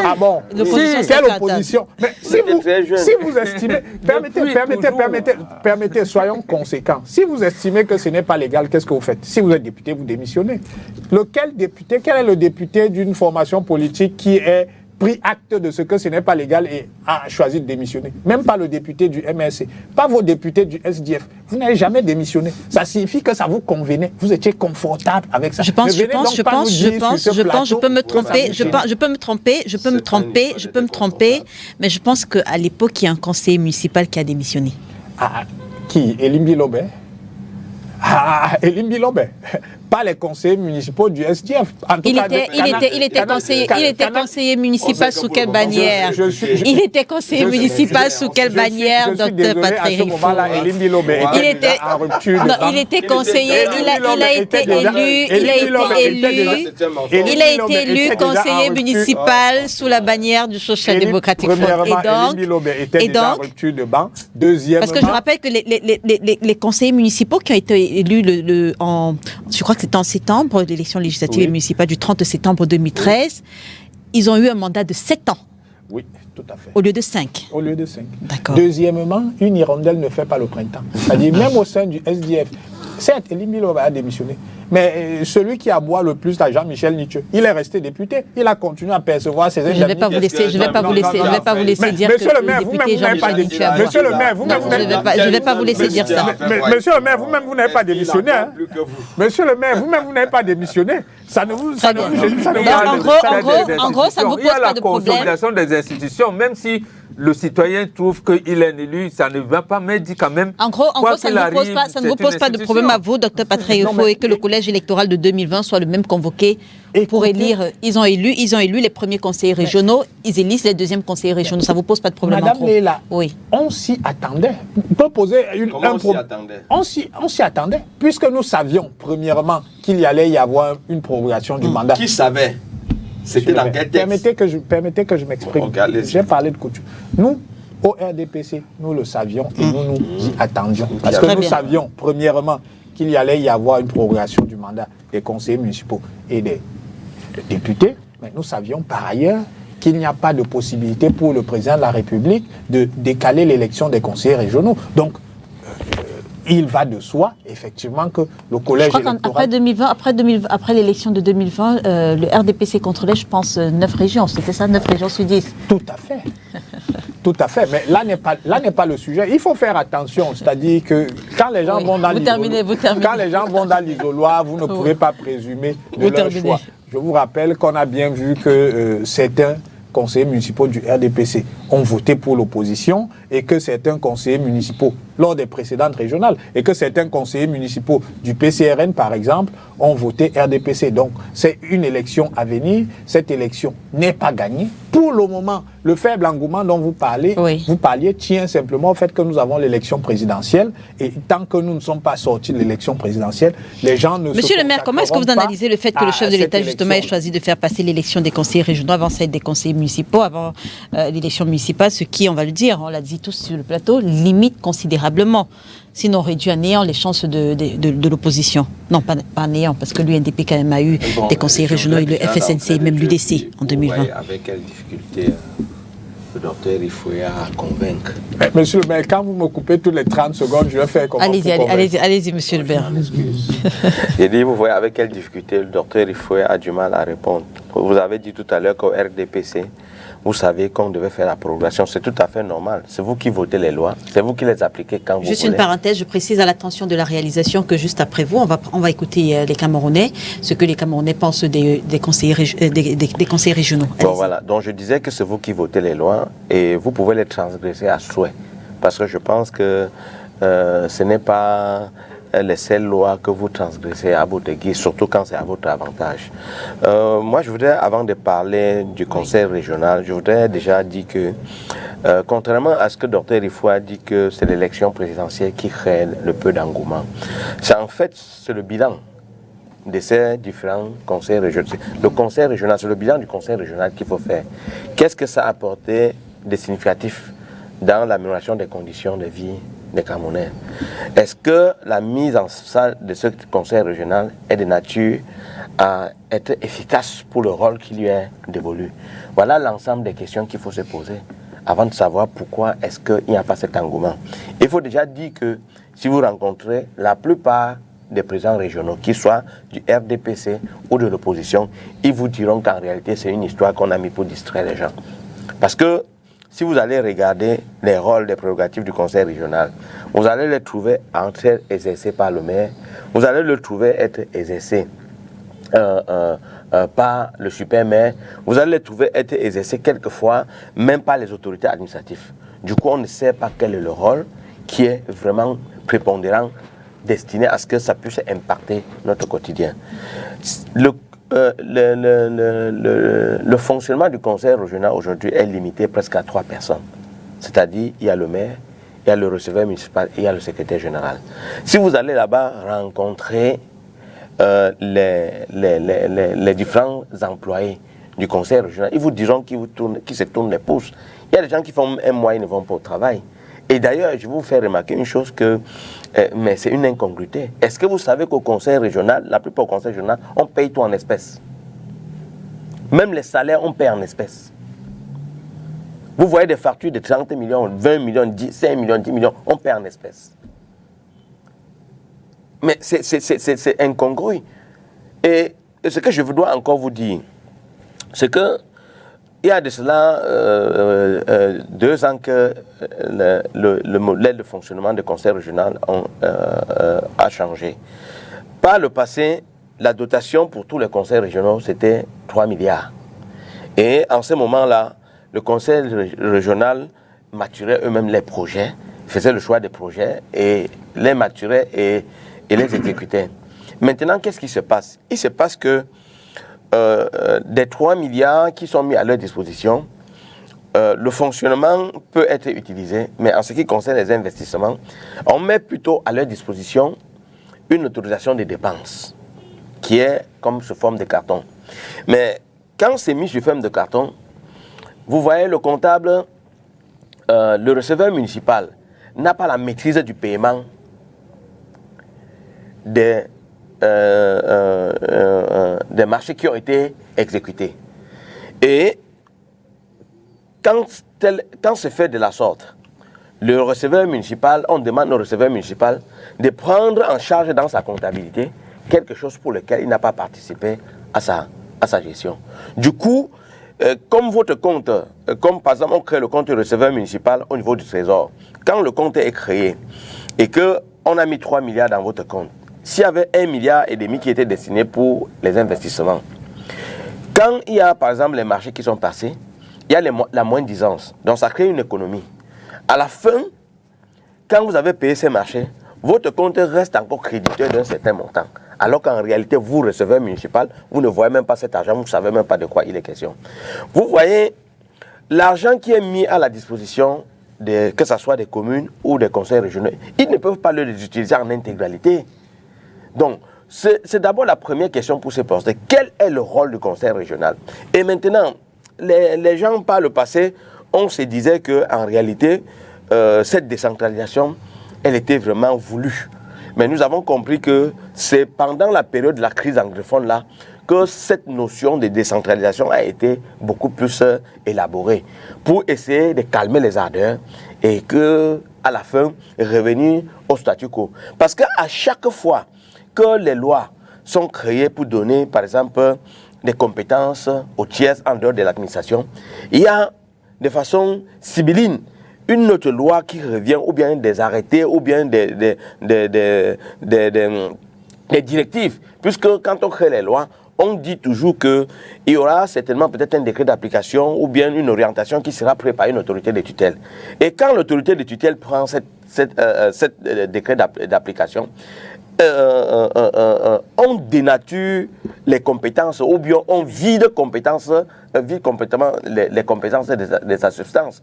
Donc c'est pour dire que quoi? C'est pour dire en réalité que ce conseil régional n'a pas le lieu d'être. Il faut mieux annuler les conseils régionaux parce que, ou à défaut, que le superman n'existe plus. Et que le conseil régional puisse gérer la région comme c'est prévu par la décentralisation. C'est les conséquences d'un régime, j'allais dire, unitaire. Quand vous avez un seul budget à Yaoundé et qu'on doit distribuer ici, vous voyez donc que les textes qui régissent la décentralisation parlent de transfert des compétences et des ressources. On ne parle pas de pouvoir. Il est question de changer cette forme. L'État unitaire, même décentralisé, est obsolète. Très bien. Donc, on va prendre les réactions des Camerounais quand le corps électoral, le collège électoral a été convoqué. Nous avons tendu notre micro à quelques Camerounais pour savoir même s'ils connaissaient le rôle des conseils régionaux. Je propose qu'on les écoute. Je pense que les conseils régionaux ont pour rôle d'apporter les conseils à la dite administration pour l'amélioration de la cité et particulièrement pour l'attente des besoins de la population. Au vu de ce que je pense, je ne pense pas que vraiment proprement dit, lorsqu'on regarde le fonctionnement de la région du littoral en particulier, nous constatons que les choses ne sont pas du tout faites. Donc il y a vraiment un besoin pour eux de revoir leur apport vraiment à notre région du littoral. Et pour savoir si le conseil régional existe, il faudrait savoir d'abord si la décentralisation existe. Puisqu'on n'a jamais vu ce qu'ils ont eu à faire pour pouvoir dire que ça existe. Pour moi, ça n'existe même pas. Moi, je ne sais pas, les rôles, je ne vois pas ce qu'ils font pour qu'on puisse connaître les rôles. Ah non, moi je ne vois même pas le rôle. Honnêtement, pour vous dire, je ne vois même pas à quoi ça nous a servi durant tout le mandat de 5 ans qui est passé. Honnêtement, je ne vois même pas ce que ça a donné. Vous connaissez quand même leur rôle? Si, je connais quand même en quelque sorte leur rôle. Mais seulement, je pense qu'ils n'ont pas pu jouer leur rôle. Je ne vois pas l'impact de ce qu'ils ont fait durant tout ce mandat qui est en train de finir. Je ne le vois vraiment pas. Désolé. Non, pas du tout. Je ne connais pas. Donc j'ai déjà entendu parler, mais depuis, je ne suis plus vraiment intéressé par ça. Je ne suis plus vraiment dans le domaine. Bah non, je ne sais pas. Je ne connais pas le rôle des conseillers régionaux. Vous avez déjà entendu parler de ça? Oui. J'entends parler tout le temps, mais réellement je ne sais pas l'action quoi. Je ne connais pas parce qu'on n'a pas eu le temps de nous expliquer ce que c'est que le conseil régional. Si on nous avait préparé, on saurait à quoi jouer, à quoi il joue. Disons pas encore, puisque on ne les voit pas vraiment sur le terrain. Ça c'est vrai, on ne les voit pas sur le terrain. Parce que si on les voyait sur le terrain, on ne devait pas être dans l'embarras pour donner des réponses à cette question.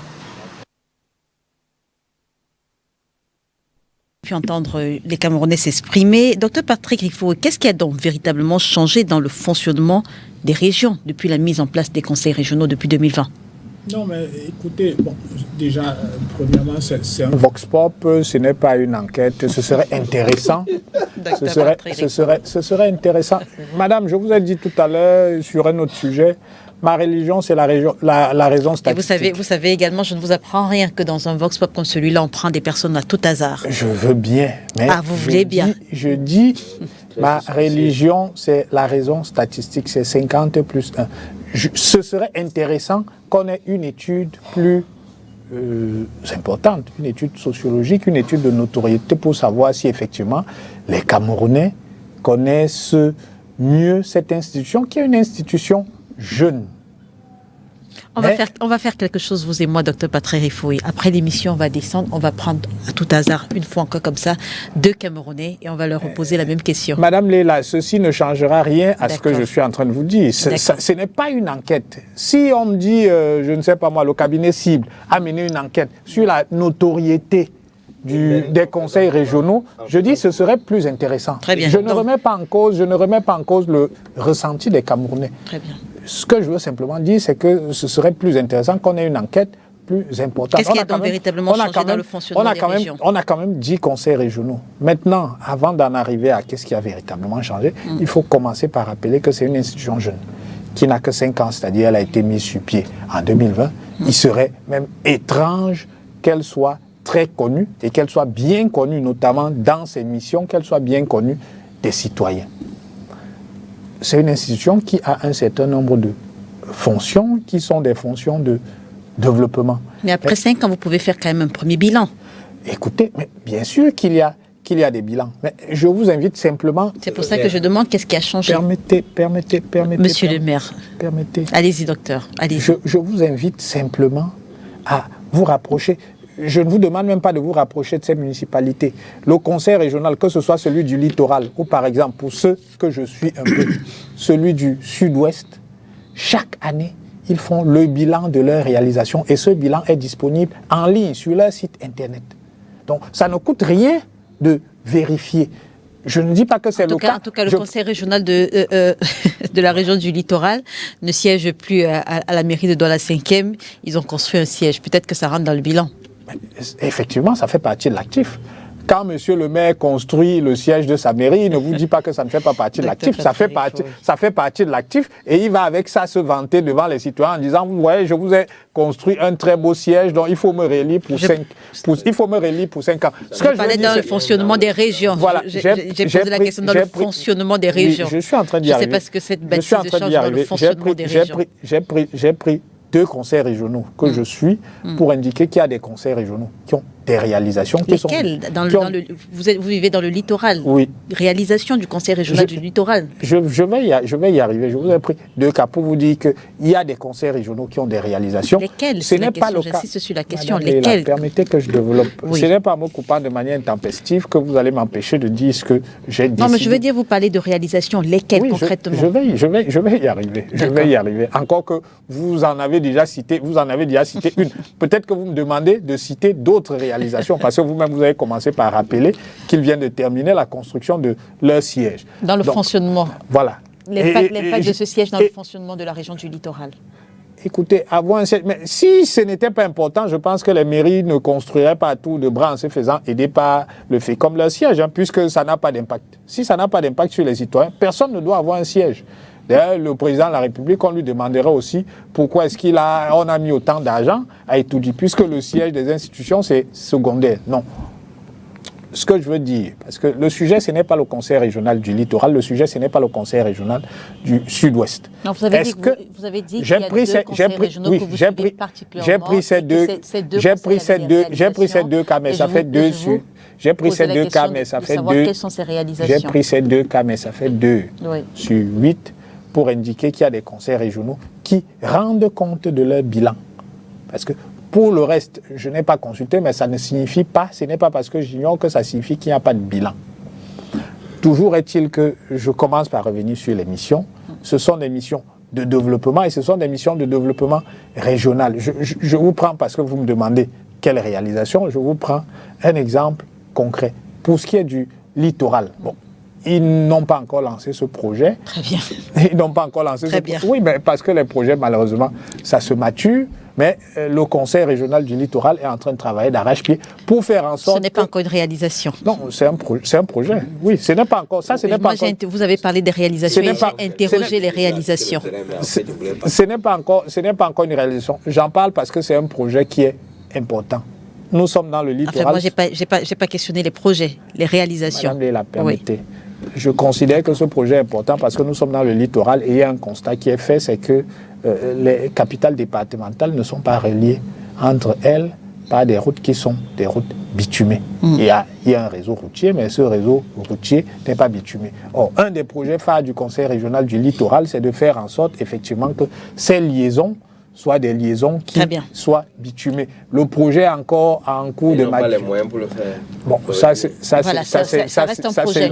Docteur, ça reste un projet. Docteur Ngapo, Jeune Afrique parle de la décentralisation au Cameroun comme une décentralisation très centralisée. Les conseils électoraux doivent incarner la décentralisation. Dans les faits, est-ce que vous ressentez leur impact? Écoutez, au Cameroun, c'est très clair, c'est dit, je pense que ce n'est même pas un débat, il faut refaire toutes ces institutions. Dans le projet de la Kérémouna, c'est précisé par exemple, il faut retravailler, revoir toutes les institutions du Cameroun. Et avant qu'on ne remette en place ces institutions, vous avez posé une question simple. On n'arrive pas à voir ce qu'apporte un conseil régional. Vous avez un conseil régional qui est en place. Vous avez des structures de collectivités décentralisées qui sont là, territoriales. Monsieur le maire est conseiller régional, non? Non, pas du tout. Vous avez à côté de ça un gouverneur. Des tas de choses, ils servent à quoi ces gens en fait? C'est-à-dire qu'en réalité, on ne sait même pas où on est. On est dans un melting pot, ce que je disais tout à l'heure, avec des institutions où on met des personnes pour financer le parti au pouvoir. C'est tout, c'est du clientélisme pur et simple. Il faut remettre en place toutes ces institutions, leur donner de réelles compétences. On parle de la compétence du conseil régional sur le plan du développement économique et social. dans n'importe quelle région du Cameroun, dites-moi ce qui a été fait dans ce cadre-là. On parle des conseils régionaux qui ont un rôle de coordination pour le développement. C'est-à-dire qu'on est un conseil régional dans le littoral, on a le maire de Loum qui est là, on a les maires qui ont des actions, on coordonne leurs actions, on fait en sorte qu'ils arrivent à travailler ensemble, il y a une synergie, il y a une mutualisation de moyens, il y a un ensemble de choses qui sont mises en place. Ça n'existe pas, ils ne savent même pas que c'est ça qu'ils ont à faire. Et en attendant, en réalité, on les a là, simplement parce que ce sont des leviers de corruption, une fois de plus. On change les institutions de ce pays, on lutte contre la corruption, et vous allez voir que les choses vont se mettre en place. Et on va éviter ces chevauchements avec des tas de gens qui ont des tas de titres, il y a zéro réalisation derrière. C'est de ça qu'il s'agit. J'ai envie de dire, il faut que les Camerounais, et ils ne sont pas bêtes, ce n'est pas parce qu'on fait un vox pop, ce n'est pas parce qu'on interroge des gens qui ne sont pas des titrés avec des diplômes en tout genre, qui ne savent pas de quoi ils parlent. Les gens ont la capacité de ressentir au quotidien les résultats des personnes qu'ils ont désignées pour les représenter et les accompagner dans leur quotidien. Si vous avez quelqu'un qui n'arrive pas à faire le travail, vous ne ressentez pas son travail, vous n'avez pas besoin d'être diplômé pour savoir qu'il est nul ou qu'il ne fait pas son travail. J'ai envie de dire qu'un enfant de 2 ans, ou même moins, qui a faim, qui regarde son papa, qui ne peut pas lui apporter la nourriture, saura que voilà un papa incompétent. Et la chose aussi simple que ça. Alors, il n'y a pas besoin de diplômer. Monsieur le maire, avant Mbombogue, on sortira avec Mbombogue. Les 5 premières années n'ont finalement pas eu grand impact si on écoute les Camerounais. Quelles sont vos attentes pour ceux qui seront élus le 30 novembre? Bon, Léla, il faut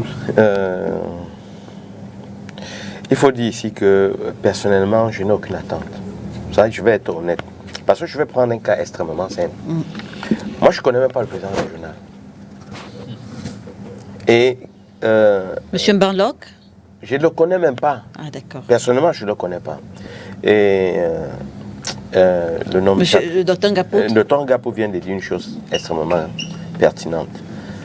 Il n'y a pas des réunions de coordination pour permettre ensemble que s'il y a une vision d'ensemble pour la région du littoral, que chaque maire puisse savoir quelle est sa partition. Ça n'existe pas. C'est vrai qu'il y a un document de stratégie qui a été mis sur pied pour le développement du littoral. Mais vous savez, les rôles, en fait, devaient être définis et permettre à chacun, par exemple, d'apporter un accompagnement pour que, le conseil régional puisse jouer effectivement son rôle. Donc, il faut dire que rien n'a fondamentalement changé. Ce n'est pas en allant relire, surtout que c'est fait dans la tricherie, ce n'est pas en allant relire le nouveau conseil régional que ça va impacter. Il faudrait que les textes, les compétences et les moyens suivent avec. Sinon, ça ne sert absolument à rien. Tout à l'heure, vous avez vu dans ce votre spot beaucoup incriminer le conseil régional. En fait, ce n'est pas de leur faute. Ce n'est pas parce qu'ils n'ont pas la volonté de le faire. C'est parce qu'en réalité, le conseil régional est mis sur pied à des fins politiques. Ce n'est pas essentiellement pour le développement du pays que le conseil régional est mis sur pied. Sinon, on ne devait pas avoir un conseil régional avec un budget ridicule de 3 milliards de francs qui ne peut même pas vous donner peut-être un tronçon peut-être de 20 à 30 km. Donc, il est urgent et important que au soir du 12 octobre, que ceux qui sont aujourd'hui au pouvoir restent de côté et permettent à ceux qui ont vraiment une certaine vocation pour le développement de ce pays de prendre les règnes. On sort avec vous, Mbombogue. Les chefs traditionnels composent 2 questions pour vous. Les chefs traditionnels composent le second collège de cette élection. Est-ce que vous avez un quelconque espoir qu'ils fassent quelque chose pour éviter des conseils régionaux aux couleurs entières, couleurs du RDPC, quand on sait que certains d'ailleurs sont très proches du parti au pouvoir? Et puis la deuxième, est-ce que vous avez ressenti l'impact des 20 représentants du commandement traditionnel dans ces conseils régionaux, 20 par région? Non, la première question, non, les chefs traditionnels sont auxiliaires d'administration. Vous verrez la constitution des bureaux dans les textes organiques du RDPC qui fait d'office que les autorités traditionnelles sont conseillers des membres partie de sous-sections et des sections. 2e degré, vous verrez ça dans la constitution des bureaux. Donc, en fait, ils sont en train d'accompagner le RDPC dans sa politique. Deuxième, est-ce que j'ai revenu? Non, rien du tout, bien entendu. Et pourquoi? pour le conseil de... Heureusement, le docteur Ederifo, il a dit, le premier discours de Polycarpe Banglock, il avait parlé de rattachement des chefs-lieux des départements par des rues bitumées. Quand il a terminé, le lendemain, je suis allé le voir. C'est quand il dit, mais vous allez prendre l'argent où? Il me dit, non, quand même, le projet, on a... D'accord. Quelques temps après, je pense c'était la deuxième session, on dit, ils vont réhabiliter un ancien projet qui me tenait moi-même à cœur à l'époque. On parlait de Nkam, le projet Yabassi Bafon. J'ai dit, mais comment ça? Vous allez le faire comment? Puisque à partir de Ndokoti jusqu'à Bafon, c'est une route nationale. Vous ne comprenez pas? Vous ne pourrez pas. Tout à fait. Je lui dis également, il y avait ce doigt de Tonde Koto est là. Je lui disais, il y avait ce qu'on appelle le service civique national de participation au développement. Nous, on ne mettait pas les gens en prison comme chez vous aujourd'hui. Quand on prend des vagabondages nocturnes, on vous amène, on vous donne la ville, l'arrondissement d'Nkonjoka Yabassi, je vous dirais, a été construit par des rafles, permettez l'expression. Et il y avait le centre de réinsertion des jeunes de Bepanda. C'était cela, les home ateliers. C'est-à-dire, il y en a un jeune, il a dit, bon, délinquants mineurs, ainsi, comment on peut leur encadrer? Ceux qui étaient beaucoup plus dans le banditisme, ils allaient à Betamba. Donc, il y avait une politique de réinsertion des jeunes. Je lui rappelle ça, que vous et moi, c'est cela. Et maintenant, ne serait-ce que les routes. Je sais comment fonctionne le fonds routier. Vous n'avez pas, même l'argent du fonds routier n'est plus, j'allais dire quoi, n'est plus à la disposition de l'entretien. Parce qu'à l'époque, quand il y avait un trou, voilà, on venait matérialiser ça en journée.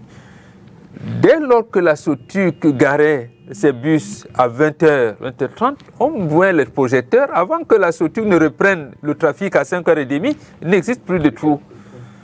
Mais comment aujourd'hui, Carton, le maire nous a expliqué ça? Vous allez faire comment avec cette caisse unique où l'ordonnateur central va vous dire priorité c'est le Nozo, priorité c'est Boko Haram.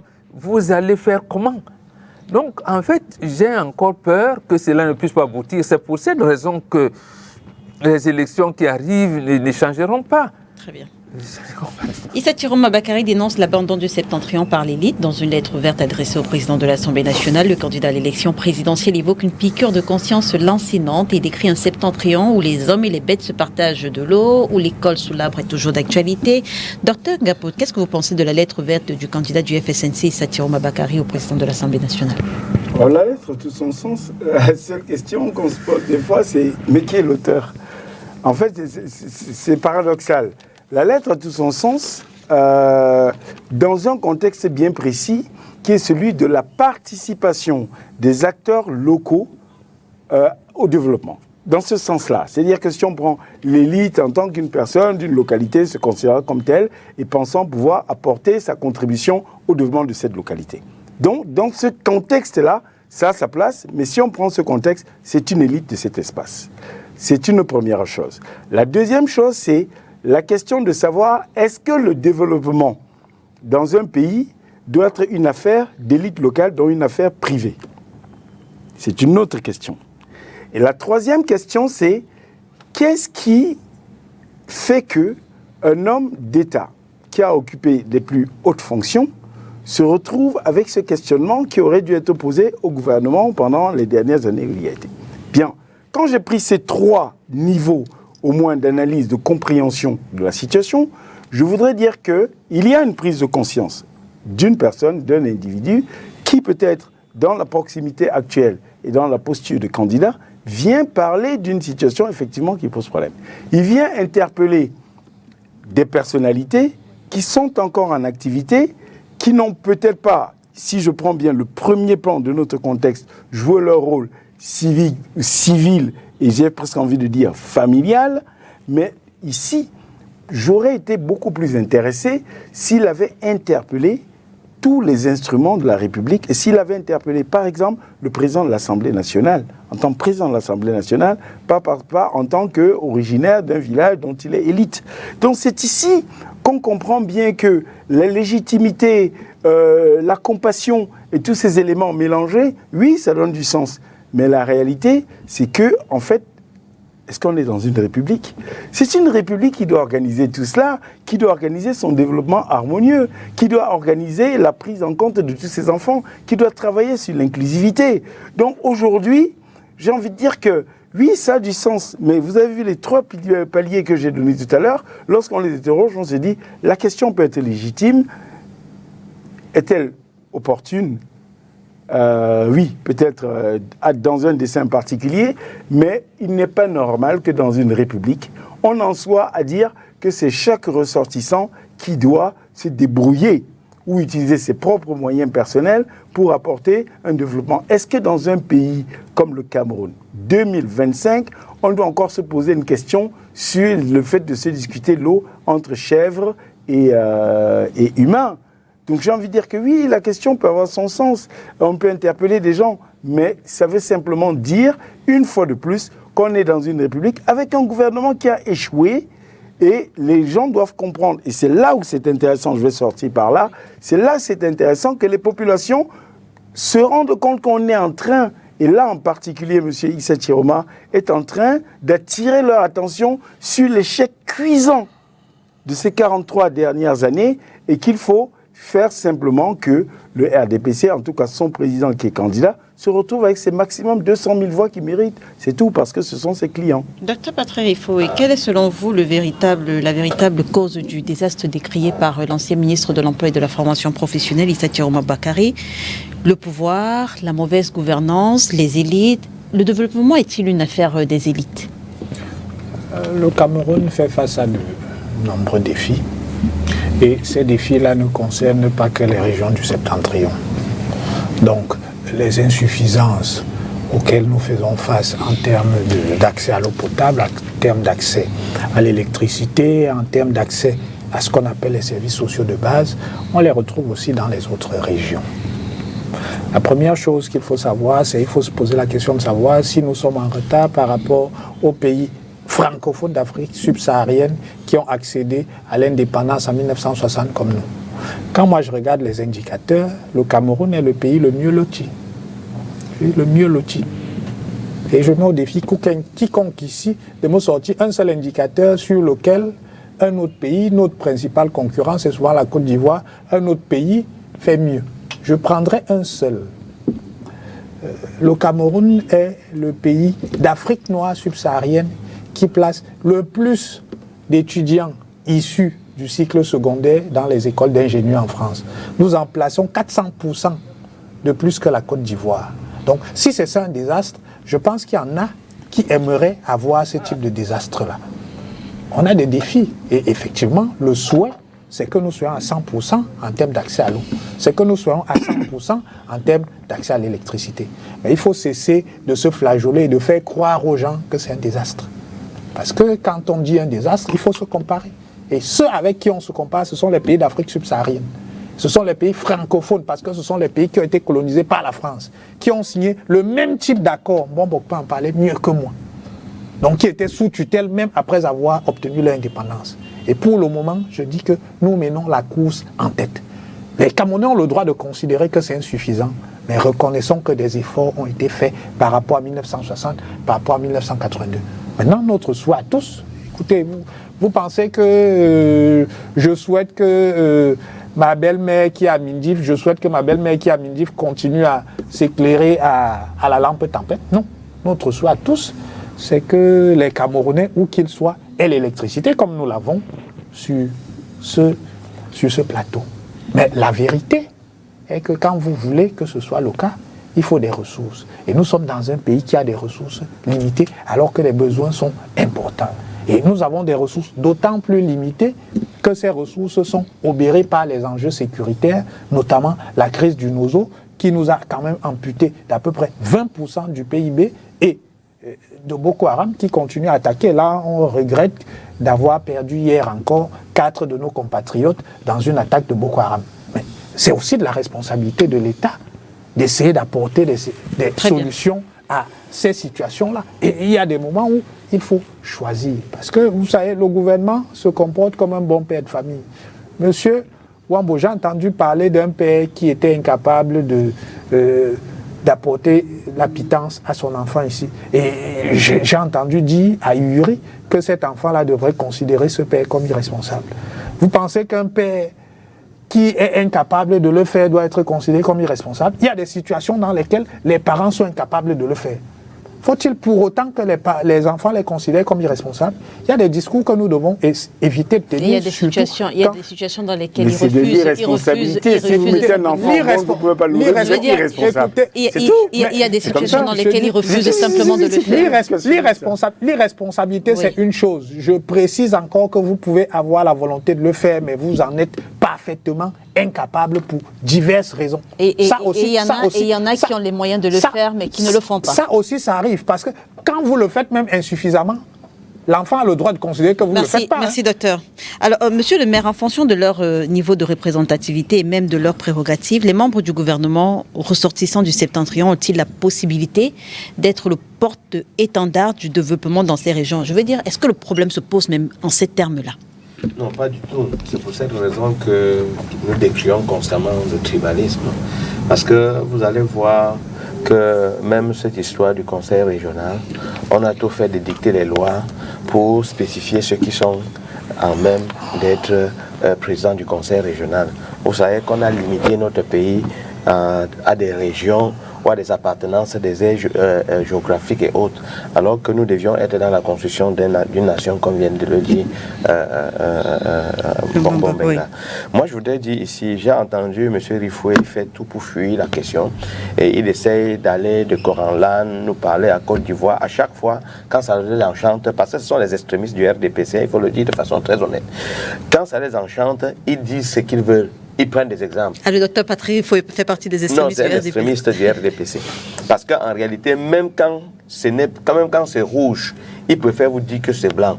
Vous avez parlé tout à l'heure que le Cameroun passe 400%, que dans les hautes écoles, en France particulièrement, dans la sous-région, le Cameroun place plus de ressortissants que la Côte d'Ivoire. Non, place plus de bacheliers que les autres pays.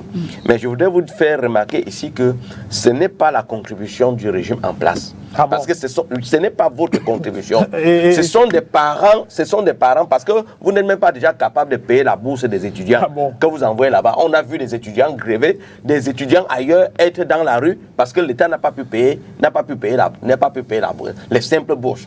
Combien de fois, vous savez combien de temps l'hôpital obstétricien de Douala a fait pour être en fonction?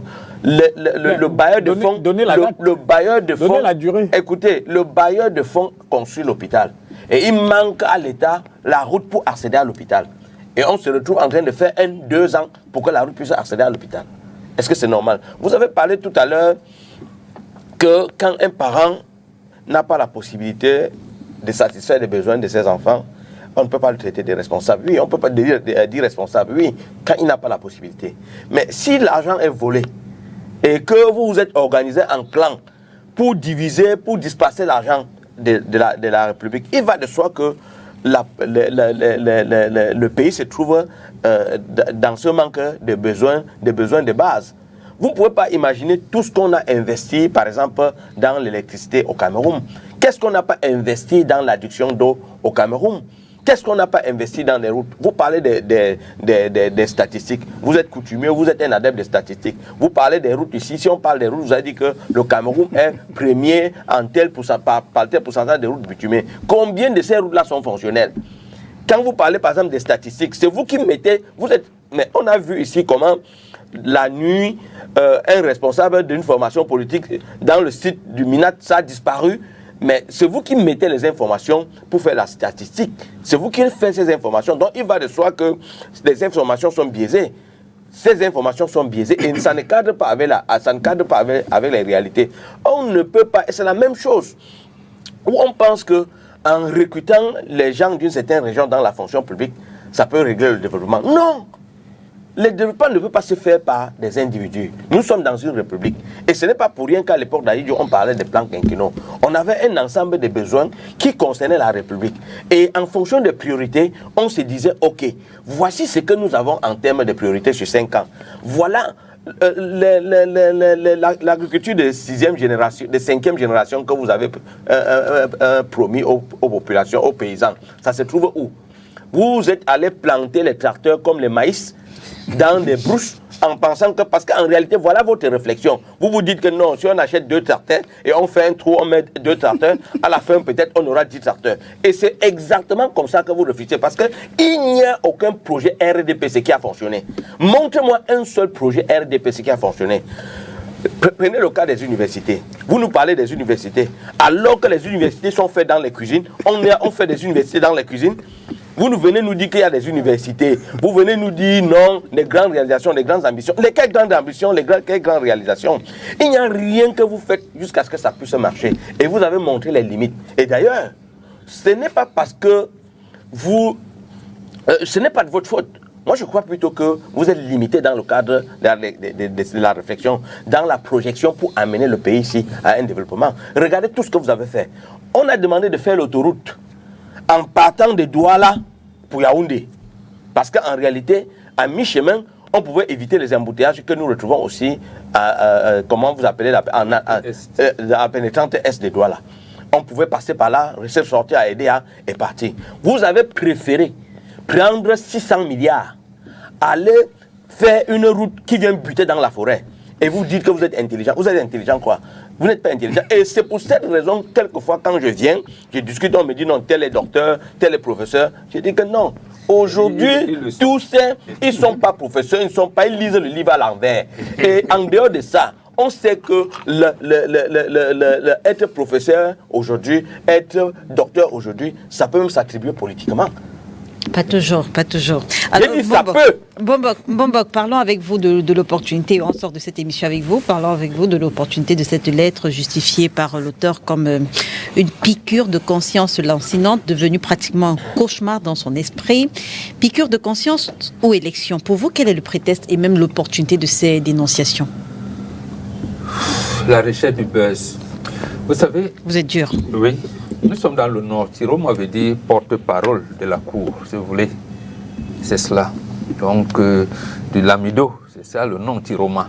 Et lorsque vous allez à l'hôpital, si on vous détecte du diabète, d'hypertension, on va entrer dans les antériorités. Savoir même si papa était diabétique ou hypertendu.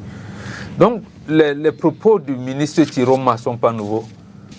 C'est ce qui était contenu dans le mémorandum de Grand Nord en 2004.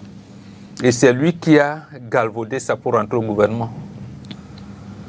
Est-ce que, justement, il veut reporter les mêmes choses et veut en subir pour celui qui a dit 1001 fois qu'il va accompagner le président Paul Biya?